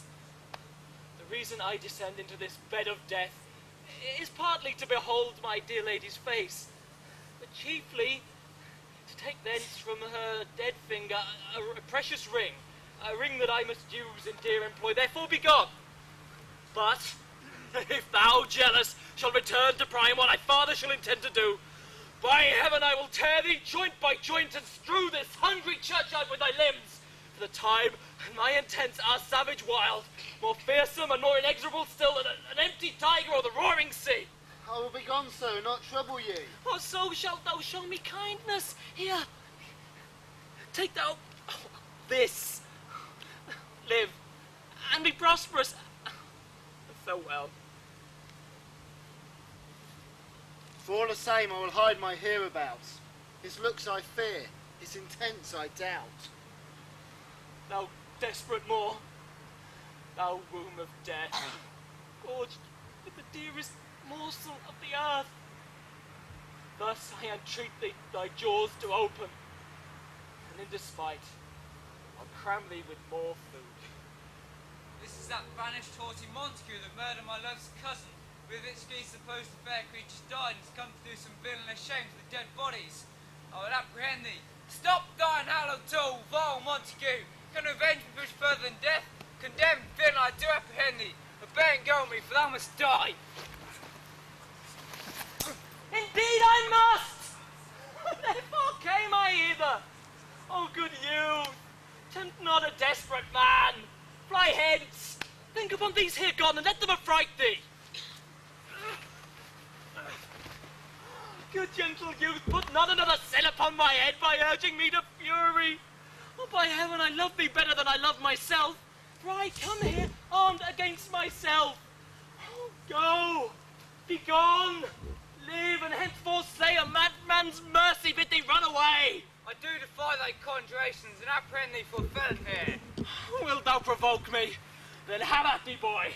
Oh Lord, they fight! I will break all the watch!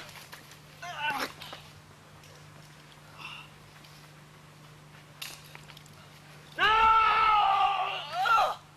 Oh, I'm slain! Oh, merciful! Open thy tomb! Lay me, Juliet.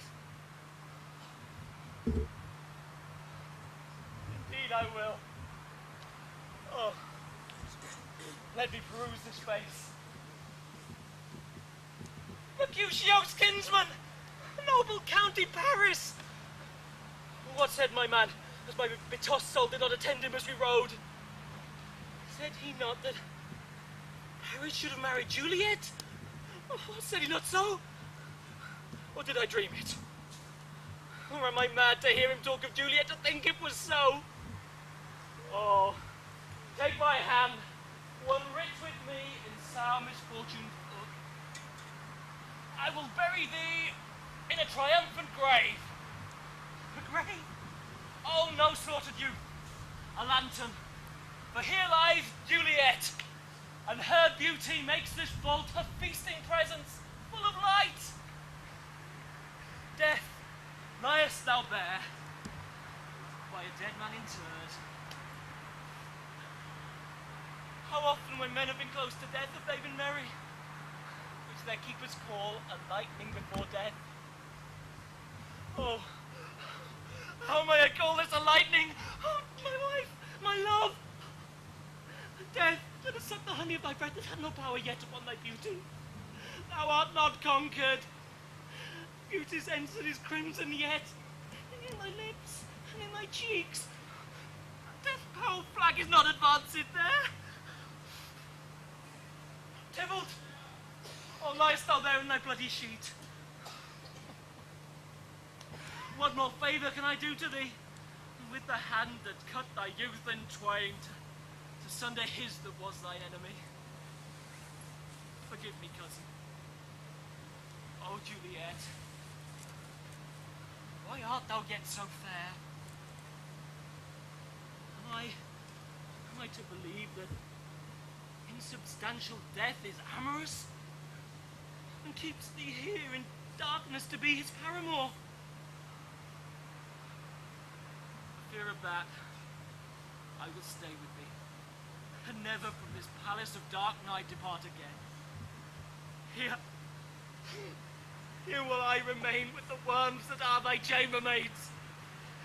Here will I set up my everlasting rest, and shake the yoke of inauspicious stars from off these world-weary shoulders. Eyes, look thy last. Arms, take thy last embrace. Oh, and lips, oh, you, the doors to breath, seal with a righteous kiss a dateless bargain to engrossing death.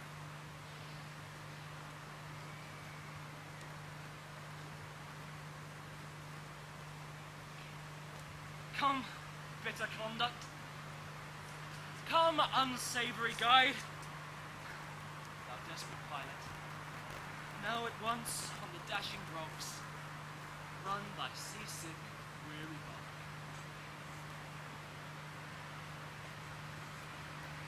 Here's to my love.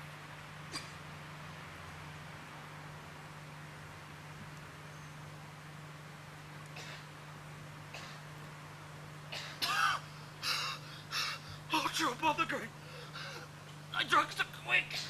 Oh, Russ, the kiss.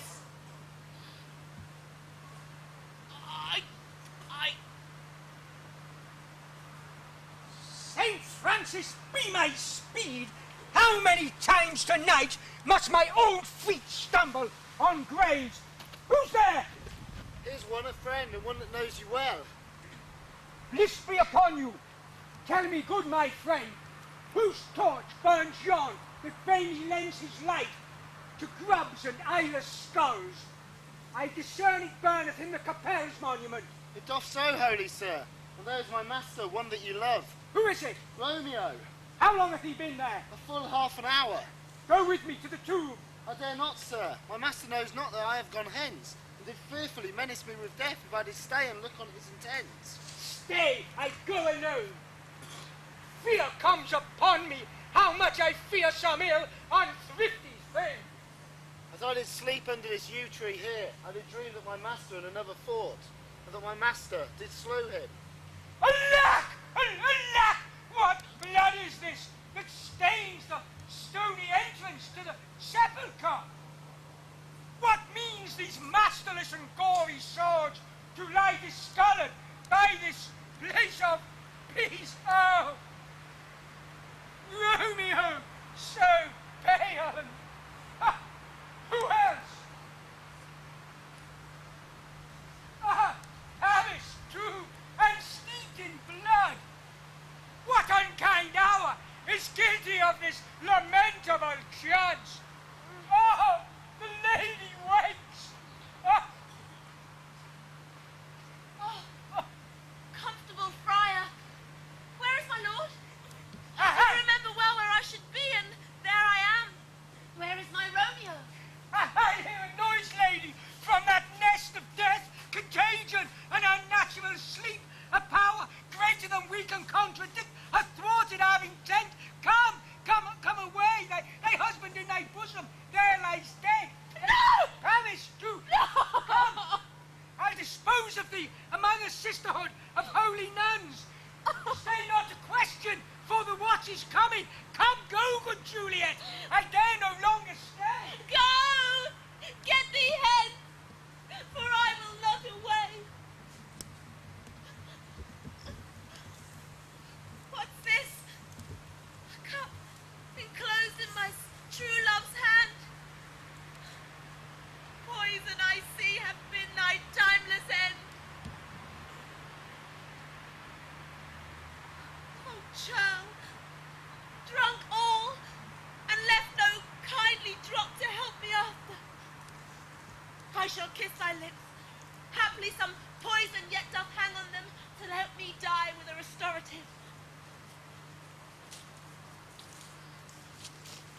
Thy lips are warm. Lead, boy, which way? Yea, noise. Then I'll be brief. Oh, happy dagger. This is thy sheath. Bear rust, and let me die.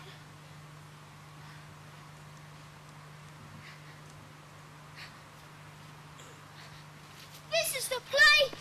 There! The torch to burn! The ground is bloody.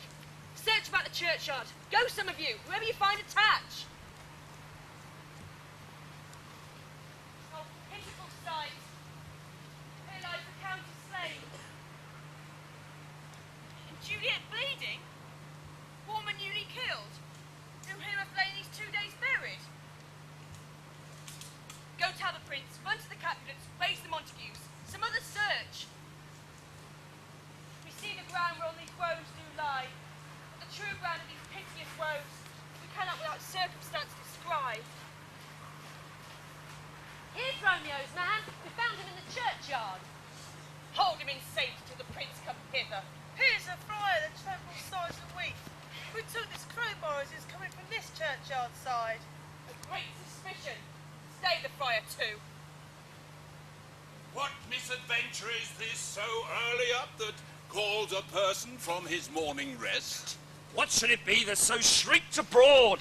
The people in the street cry Romeo, some Juliet and some Paris, and all run with open outcry toward our monument. What fear is this that startles your ears? Sovereign, here lies the county parish slain, and Romeo dead, and Juliet dead before, all and newly killed. Search, seek, and find out how these foul murders come. Here is a friar, and has slaughtered Romeo's man, with instruments upon them fit to open these dead men's tombs. Oh, heavens! Oh, why? Look how our daughter bleeds. And empty is the house on the back of Montague, and is missheathed in our daughter's bosom. Oh me! His sight of death is as a bell that warns my old age to a sepulchre. Montague, thou art early up to see thy son and heir so early down. Alas, my liege, my wife is dead tonight. Think of our son's exile has stopped her breath. What further woe conspires against mine age? Well, look and thou shalt see. Thou art sure! What malice is in this to press before thy father to a grave? No. Seal up the mouth of outrage, just for a while, until we can see its peculiarities, its rise, its fall, its true descent, and then I will be general of your woes, even unto death. Meanwhile, forbear, and let mischance be slave to patience.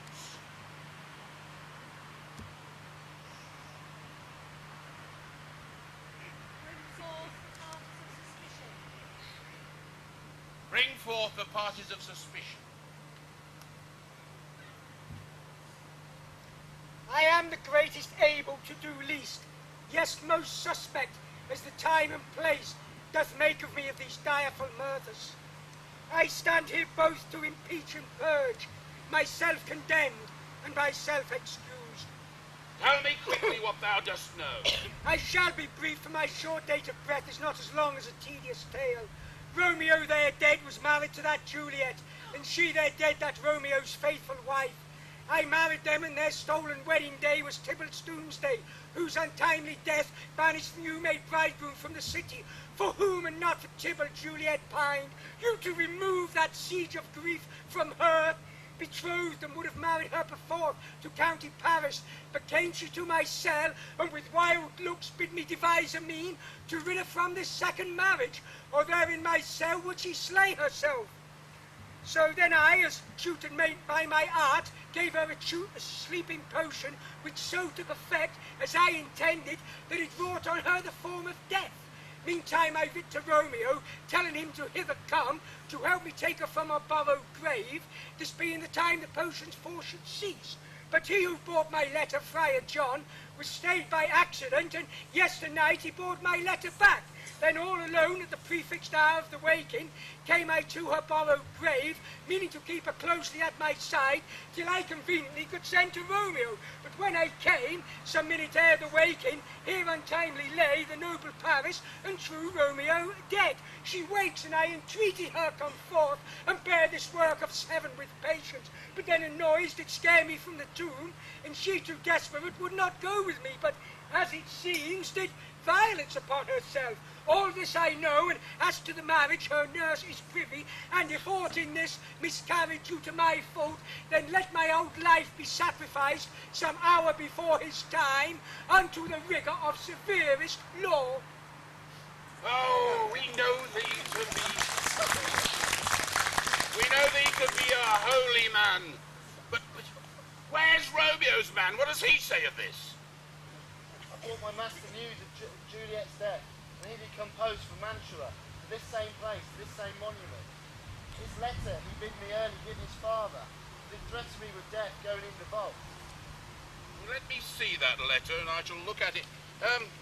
Where is the county clerk that did raise the watch? Ah, sirrah. What say thou? What did thy master do here? He came with flowers to strew his lady's grave, bid me to stand aloof, and so I did. Anon comes one with light to open the tomb. By and by my master drew him, and then I ran away to call the watch. This letter doth make good the friar's words. The way of their love, the tidings of her death. It says here that he did buy a poison, from a poor apothecary and came to this place to lie and to die with Juliet. Where are these enemies? Capulet, Montague, do you see what a scourge is laid upon your hate? The heavens find means to kill your joys with love. And me too, for winking at your discords, have lost a brace of kinsmen. All are punished. Brother Montague, give thee thy hand. This is my daughter's jointure, for no more can I demand. But I can give thee more, for I will raise her statue in pure gold. And whilst Verona by that name is known, there shall no figure at such rate be set, that true and faithful Juliet. As rich shall Romeo by his lady lie, poor sacrifice to our enmity.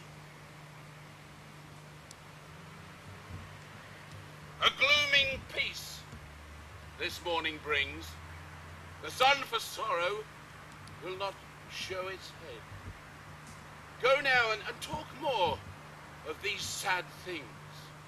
Some shall be pardoned and some punished.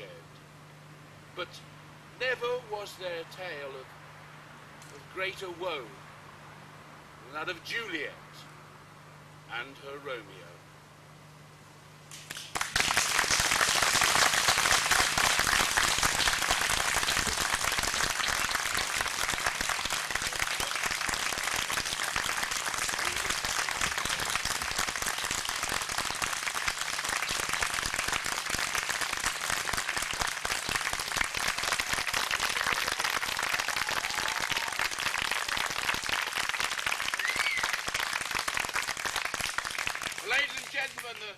The cost of coming on a Saturday night is you have to hear the curtain speech. Thanking all and sundry for the wonderful job they have done. We thank the Parks Department and the Council, who have been absolutely marvellous and done anything we asked within reason. We thank Tricia here, who's not only a prompt, but has been our assistant producer. Thanks, Sue, for doing the publicity and the programmes and what have you.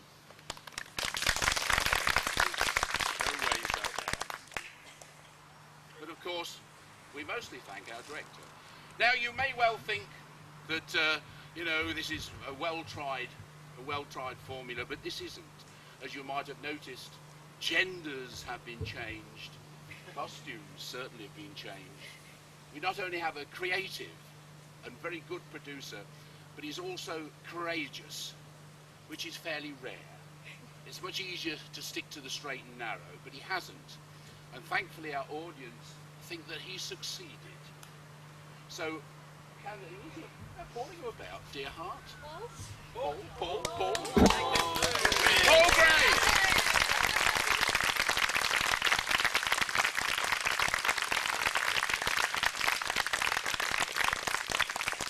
But of course our thanks go to our audiences, who have had... We've had lightning, we've had thunder, we've had torrential rain this afternoon. I mean, we had a hurricane. We were convinced tonight it was going to be a plague of locusts or death of the firstborn. This was our first completely dry performance. So you deserve very little thanks for staying there. But thank you all the same, and good night. Good night.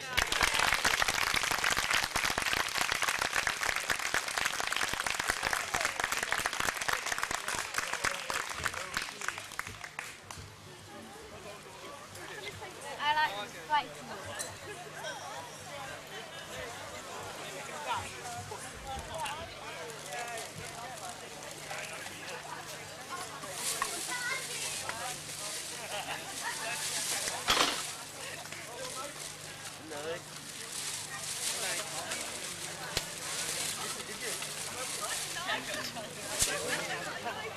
Sorry? Yeah, you can do it again, yeah.